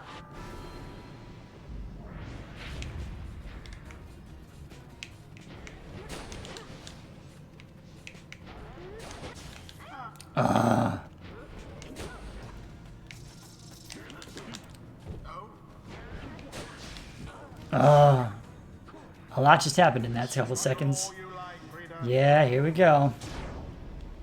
Disaster. Pretty much.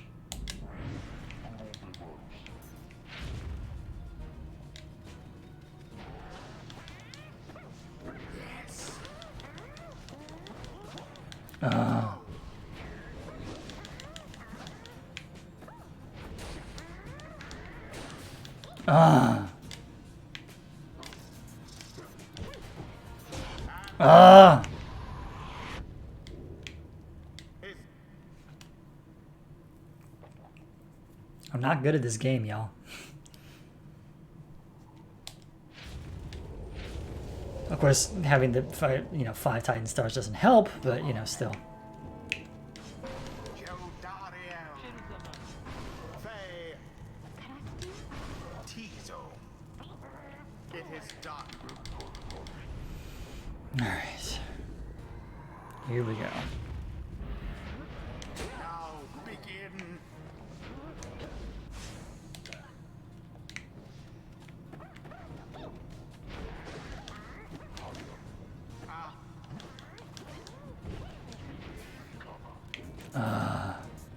Rude. Oh.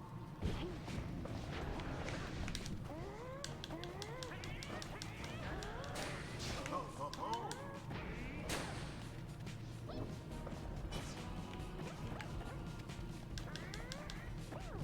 oh.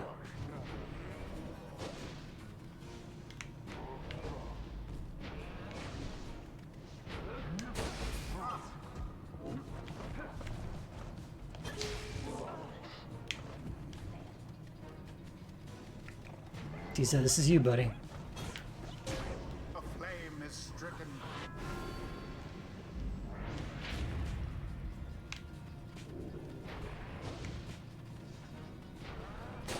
Oh no! Terrible.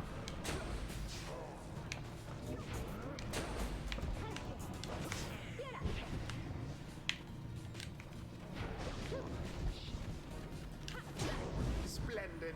Had Jodario plunge into the pyre. Okay, well, harder to do, but maybe it can be done. We'll see. Yes. By the scribes. The Nightwing's pyre burns brighter for now. That won't last. Didn't see it coming.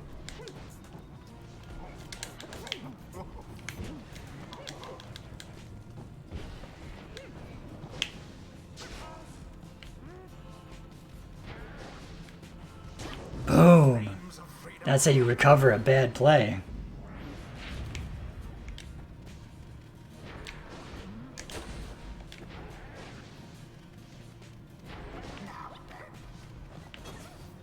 Hey. Oh, that almost worked.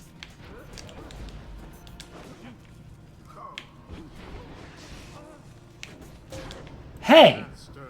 Alright, fine.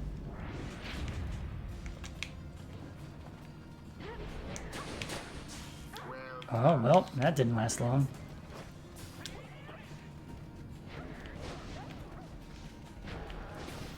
Hey.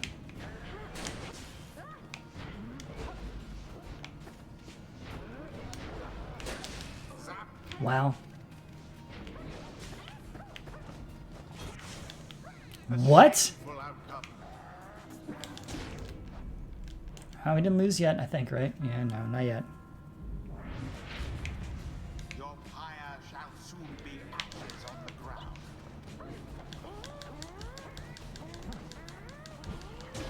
In the name of Solium Oh, you Nightwings, you've been practicing, ain't ya? And what about you, Iggy? You're just a washed up old goat. You're through. How long you gotta keep at this, getting weaker and weaker? Worse and worse. Come on then, Nightwings, finish it already, won't ya? Sooner we wrap this up, the sooner we can all catch some some shut-eye and put some end to this damn day.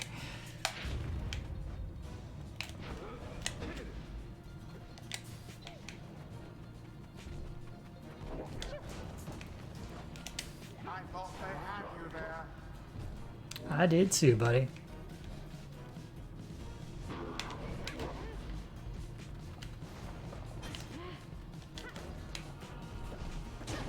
Empire weakens. Just a little more to go.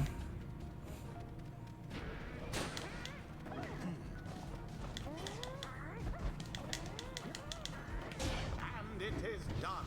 Hey, we got it. The blasted Nightwings prevailed somehow. The blasted Nightwings prevailed somehow. Listen to that. Shaken after that. Oh, he mad. The right is ended. We Tempers, we were damn unstoppable. But this, again? I like the intensification in the chat. That's very good. Thank you, Hana Pengu. I'm glad you believed in me. The rites would have me think I have nothing left to learn. Whether that be a falsehood or a contradiction, I am yet uncertain. Nonetheless, I shall press on, for the limits of my mastery always have exceeded my grasp, and I expect they always shall. Hey, Jodariel gets master level. Any adversaries banished take 30% longer to return. Heck yeah. Praise be to Solium. Almost. Tizo cannot rise in rank.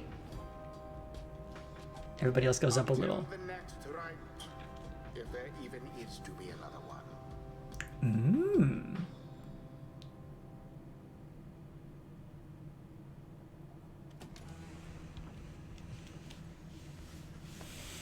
There proves little time for rest at the Black Wagon after your fellow exiles vanquish the Tempers in a solid performance. Those afflicted with banishment sickness seem to be doing better at least, and express gratitude to Jodariel, Faye, and Tizo for their efforts. Just then the lone minstrel appears before you. No words escape his lips. You can guess full well what he has come to indicate to you, and follow him back out into the darkness. So this has to be the end, right? The stars above seem to be few and fading, yet one still shines defiant. The path to freedom reveals itself once more. Seek it out.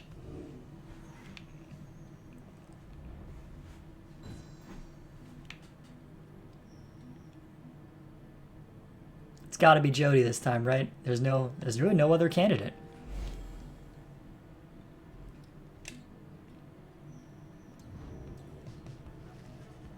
You notice that the lone minstrel is standing there with you, regarding the night sky. The Gate Guardian and I, we have paid witness to the liberation rites upon the fall of Solium for a long time. We have seen so much. And so, I am a bit taken aback, is all, to see something which I have never seen. You look upon the stars together for a while, and then... I wish for you good fortune and the wisdom of the scribes on your ascent. The lone minstrel leaves you there alone under the night. It has grown very late and you need rest. The black wagon shall have to take flight again come morning. Who's in the wagon? It's Volfred.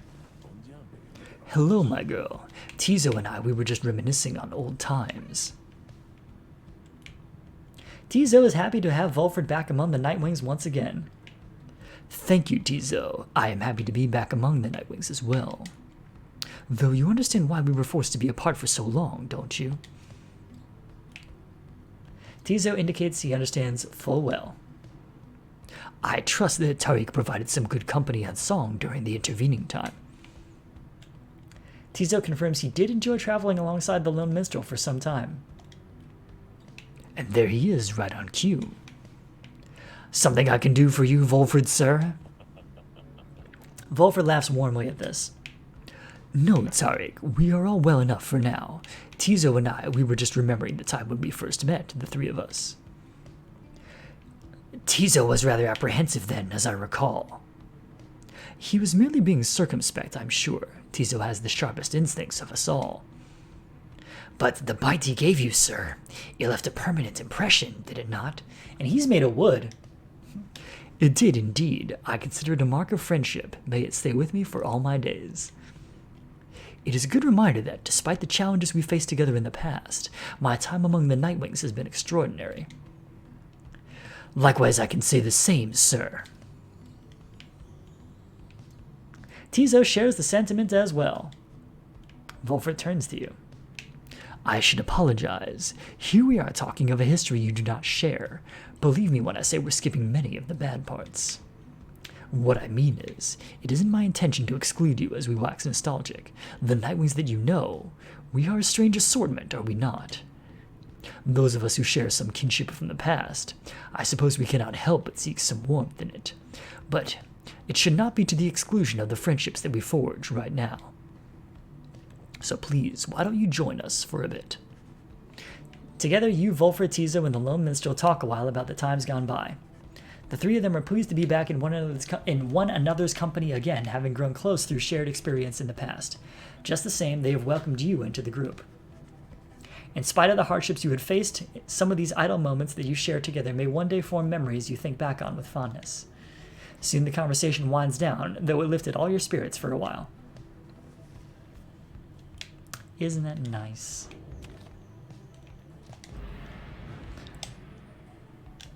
Alright, let's kick this pig. Oh, wait. I saw a thing. Where'd it go? Never mind.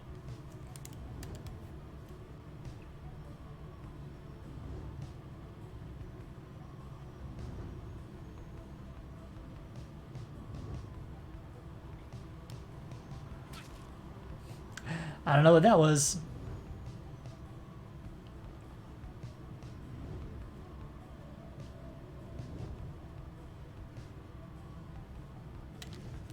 Something appears different now about the sacred mountain west of here. The lands near Emperor's Ascent and Emperor's Fall appear ashen. On the other hand, the once precarious regions below, which you knew as Temple High Road and Temple Cistern, seem swept clean by the elements. The lone minstrel observes all of this alongside you. Inclement weather we have lately seen, rear madam. We ought to be able to make landing closer to Scribe's Gate now. Then I suppose this means we shall soon see Sylvester once more. Then I shall go tell everyone to prepare for landing. Temple Cistern is for Jodariel. Temple High Road is for Tizo. We're calling Jody up because I can't bear to separate Tizo and Faye. You arrive once more among the sublime grandeur of Mount Allodil. It appears that Udmilda and the Withdrawn have already arrived along another route.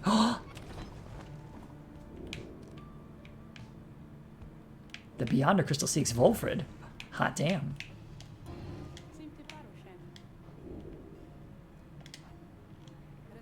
Of course, reader. You need but think on who shall be the subject of my trial, and we shall go from there.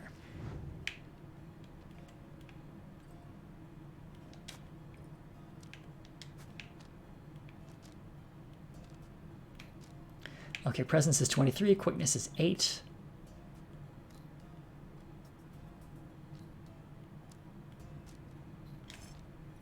We're going with the quickness. You ask Sandra to administer one of her special trials for Volfred.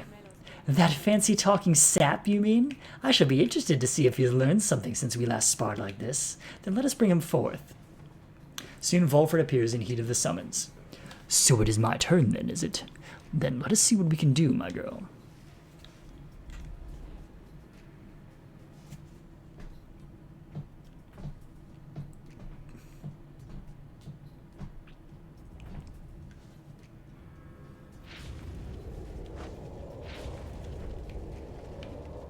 The apparition Sandra appears and unfastens her mask. Listen well, sap, you answer to me here. As you will, O Sandra the Unseeing. Proper as ever, then, though I wonder if you have the wherewithal that you project. Show me then what you can do without the benefit of those whom you would lead, and let us see if you and your lovely reader have reached a thorough understanding as of yet.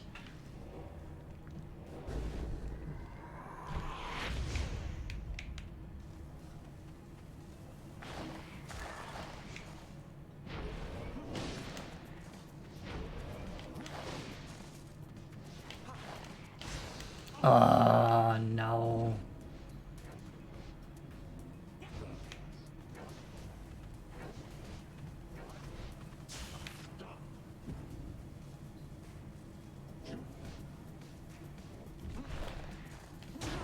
There we go. Not easy to do, but I got it.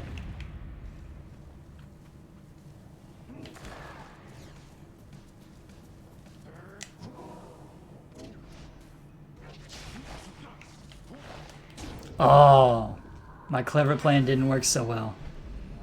But that's okay.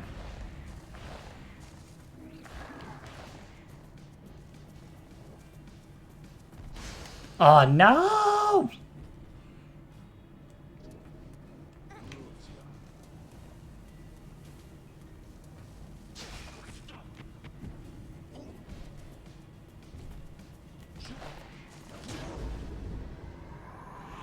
Getting there. Getting there. Almost got it.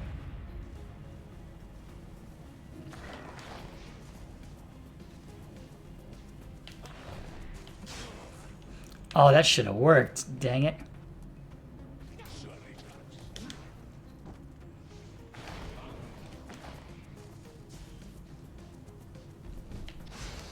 Oh, nope. They got it.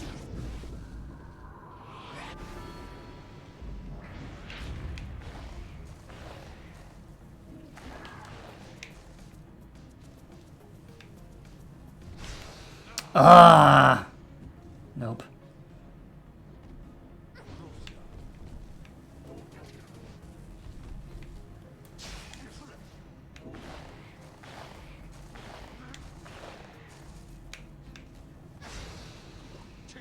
Alright, all banished, which means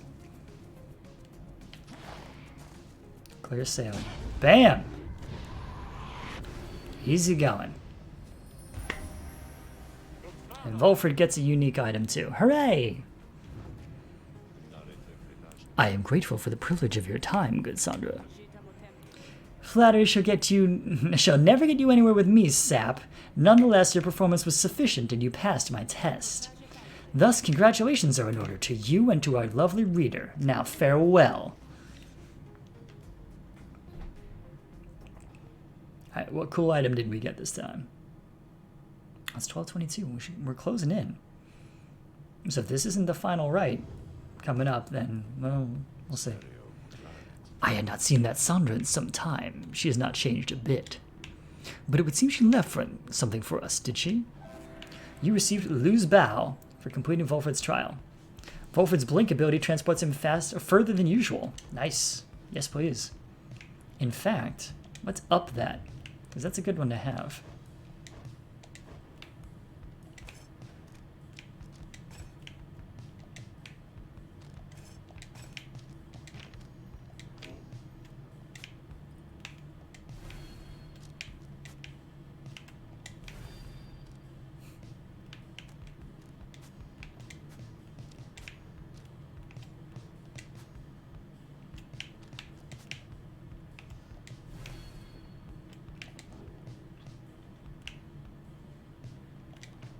Alright, hopefully that makes Volfred much more formidable on the battlefield.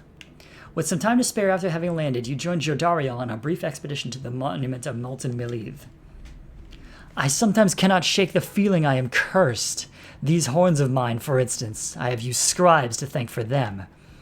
If I have brought you some amusement, then, I ask that you be favorable to my companions. They grow anxious as their few remaining chances to return.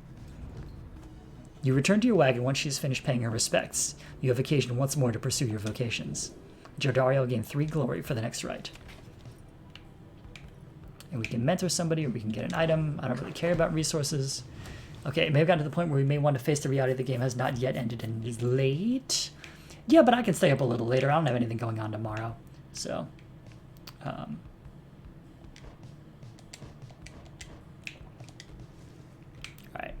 Let's mentor Volfred again. I should be interested to see which lessons you have taken from the book. You and Volfred review what observations you have made thus far about the various triumvirates. I'm reading that in Volfred's voice. You and Volfred review what observations you have made thus far about the various triumvirates you have confronted on your journey. He has keen insights about some of them. Cool. Nice. Good deal, bro. Either we stand between each other's paths to freedom, or we help each other on our way. I try to always bear this truth in mind. Let's effing go! But no, this will be the last liberation rite of the night, for sure. And maybe the last liberation rite of the game. I don't know. It seems like it.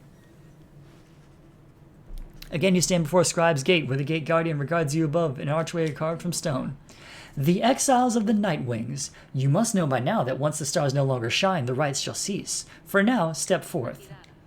Except for you, Tariq, you stay right here. Greetings, Celeste. The Night Wings are prepared. And as for me, you shall not blaspheme under the gate again. Do we understand each other, Tariq? Aye, Celeste. I apologize for my behavior before. I shall adhere more strictly to my duties. Be sure of it. Now each of you come forth. Please state your names and what it is that you seek whilst crossing Scribe's Gate. One by one, your companions cross the gate until it is your time to do so, and you follow them in turn. The gate guardian regards you all and then waves you through towards the summit. The 8 scribes bid the Night Wings welcome. Go forth with glory. Am I free to accompany them, Celeste, or shall I remain here? She looks at him a while. You are free to accompany them, Tariq. As you will, Celeste, until we meet up on the summit then. Oh, just kiss her already. What are you waiting for?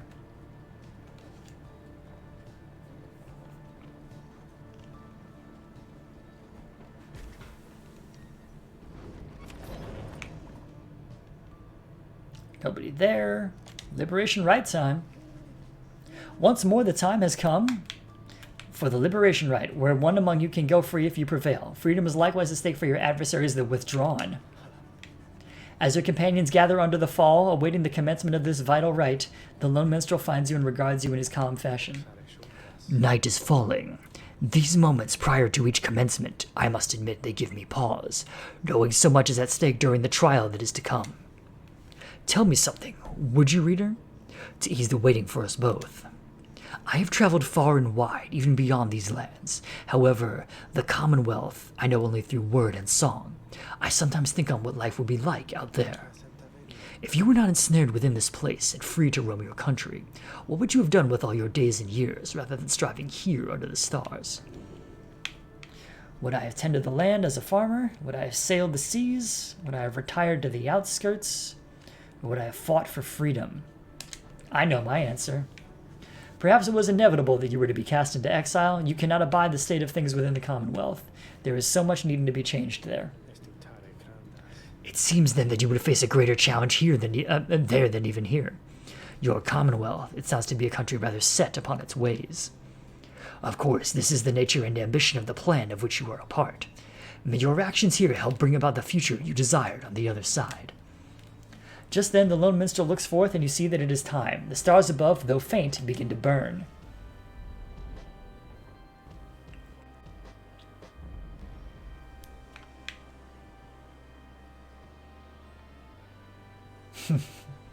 What if no Titan stars this time?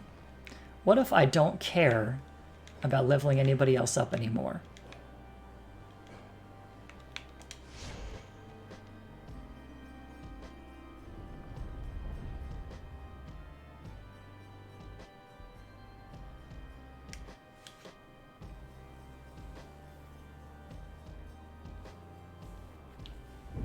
The stars that yet remain aflame align once more over the sacred fall of Solium.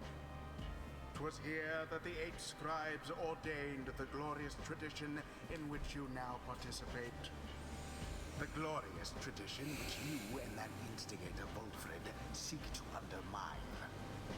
'Tis my sincerest hope your adversaries in this liberation rite achieve instead what they desire.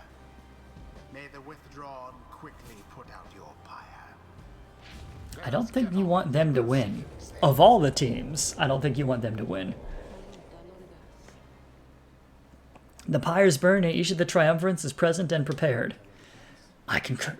I concur. The pyres burn and each of the triumvirates is present and prepared. Then, anointed one of the withdrawn, come forth now and declare yourself and pay any respects you have unto your adversaries, the Nightwings. The bog dweller Udmilde appears from the shadows and reaches for her mask, and she won't be needing this. As we are known to be the witch Udmilde, our adversaries, they are nothing to us or the one we serve. They shall be devoured in the coming age, an age of strife, wrought down by the fell wings and many seeing eyes of Islach, the astral born. You speak blasphemy upon the sacred site, Udmilde. If you value your liberty, then I suggest you cease your mocking of the scribes. The scribes, they failed to stop Islach, and he shall rise again. As for the Nightwings, they are of no consequence in Islach's grand design. She dons her mask once more. Soon we shall return unto the land which Islach shall usurp, where we shall offer him our blood and that of many, many others.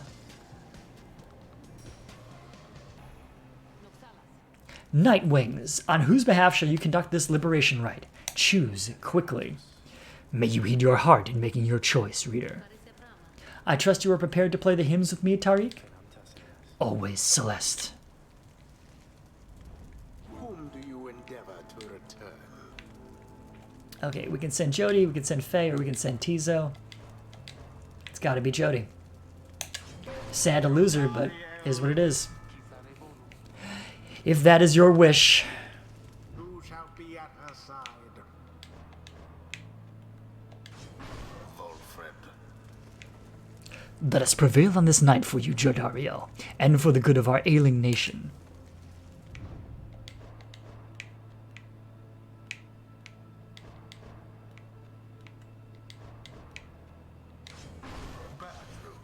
This will be a weird team. Then we shall do what is within our power for that one. Soon, Islach, very soon, we shall release thee. We shall release thee.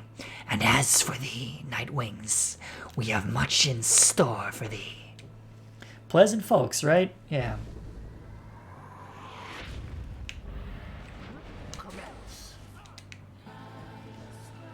Alright, Bertrand's my impact player this time, which is weird, but... Oh no!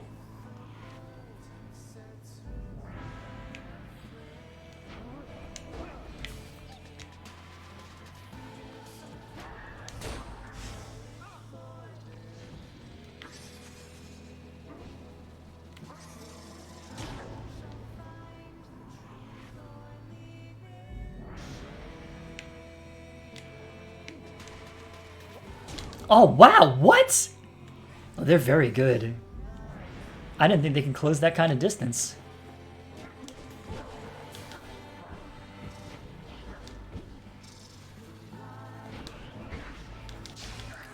Oh,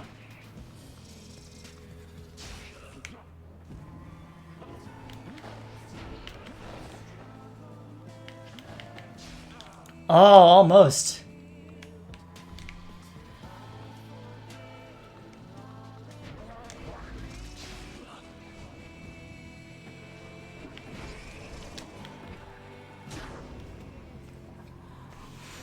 Alright. Getting there. Islach, we invoke thee, for we seek thy ancient strength. Befoul our enemies within thy blood. Damnation to the Nightwings. Damnation to the scribes. The invocation of Islach, your adversary Witcher this curse shall summon forth dark pools of banishing ichor, wheresoever any exile is banished here this night. Gross!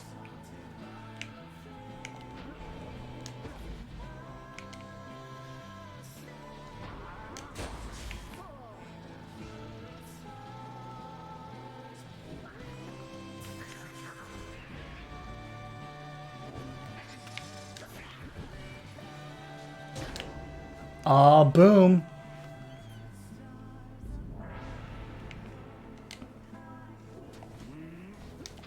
Oh, hey, that wasn't supposed to happen. Fine.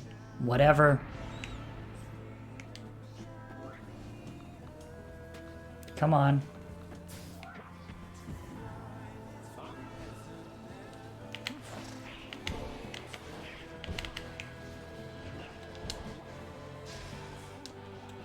That wasn't supposed to happen.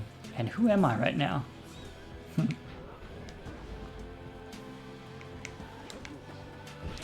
That shouldn't have happened.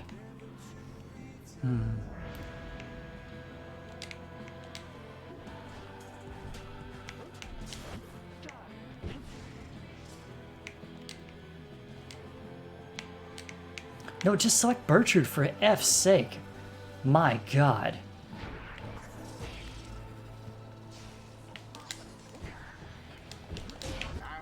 There we go. Their aim is not as cute as Tizo, it's true. Them's the breaks. Hana Pengu tells it like it is. Convincingly, I must admit. Thus ends the liberation rite. And thus the scribes have chosen.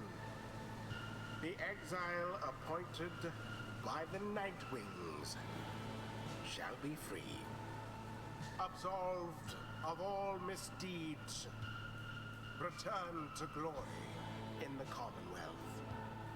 Her adversary and all others shall remain to carry out their rightful sentences.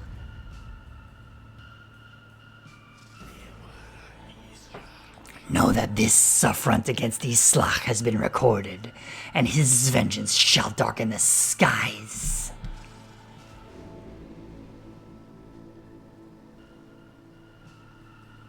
It's high time for Jody to get her due. After all this time, she turns her gaze toward the rest of you. I never thought this day would come. I have all of you to thank for this, for doing this for me. The life that I recall back in the Commonwealth was at times difficult, and I am much older now. I know not what I shall find on my return.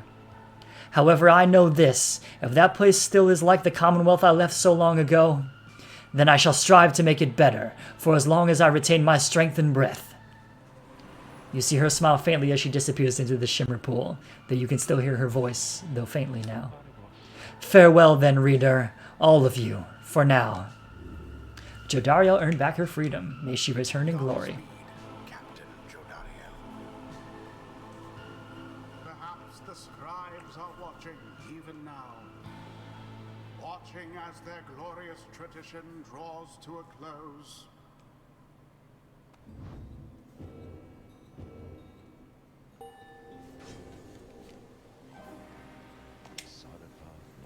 Long did I abide my time in anticipation that one day, the Nightwings, that was anticipation anyway, the Nightwings would reform under a common cause. To be a part of it myself, it nourishes the spirit.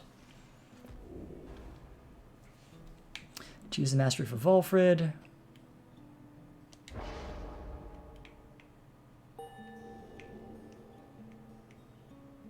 Okay. Now take your execrable companions someplace else.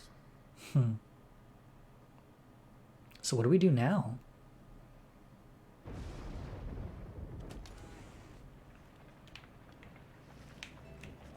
You prevailed in the liberation against the withdrawn. Already does the Black Wagon feel quieter than usual without Jodariel, who returned to the Commonwealth. You overhear some of your companions reflecting on this. It never grows easier having to say farewell to one of our own. We shall make do without her here. You wonder who, if anyone, among you shall be next to go. Our plan approaches a key turning point. Let us ensure it soon comes to fruition, not only for ourselves here, but for our companions and our loved ones in the Commonwealth. But we have little time now for reflection into this. Look yonder, reader. The stars demand we go already. Let us help them usher in the end of all this. You turn your attention to the glimmer of the stars. Their current rate of disappearance suggests another liberation rite shall be coming very soon. The few remaining stars still shine for you. Find your way among them. Okay. Wow, there's still more to this game? Unbelievable. All right. I'm going to pick a star and then save and quit. Dissidents are back at the top, along with the accusers and the pyre hearts.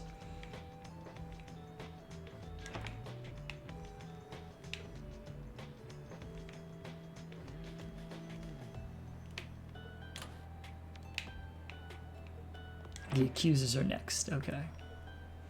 Fate, pyre hearts, and chastity. Pyre hearts are the highest among those.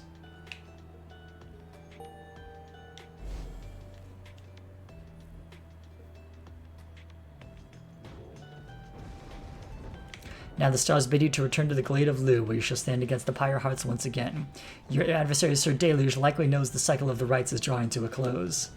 His last remaining chance to return the favor of the scribes and then regain his freedom likely hinges on the outcome of this next rite. The cycle of the rites is soon to end. The exiles of the downside are striving to be free. Your adversaries, your companions, even you yourself are running out of time. Alright, who's here? It's the Lone Minstrel. After the liberation of Jodariel, you find the Lone Minstrel back in the wagon, looking as though no such thing had just occurred this night. You think you see him tilt his head as you approach. So words of congratulations are in order for this evening. I should think, reader, and so. Congratulations on prevailing in the liberation rite. Surely Jodariel shall be most grateful, and her safe return into the Commonwealth ought to befit the plan in which you all now play a part. As for your adversaries of the Withdrawn, this must have been a bitter loss for them in Utmilda, though they must have known their chance was far from certain. Thus shall we all await the next turn of the cycle of the rites. Celeste and I are to return to our respective duties for the time, as now Scribe's Gate is sealed. I await when we next shall meet. When next you may yet live up to the glory of the Nightwings in the eyes of the 8 scribes, which shine down for us. He trails off and then nods to you in his cordial manner and bids you a good rest of the evening.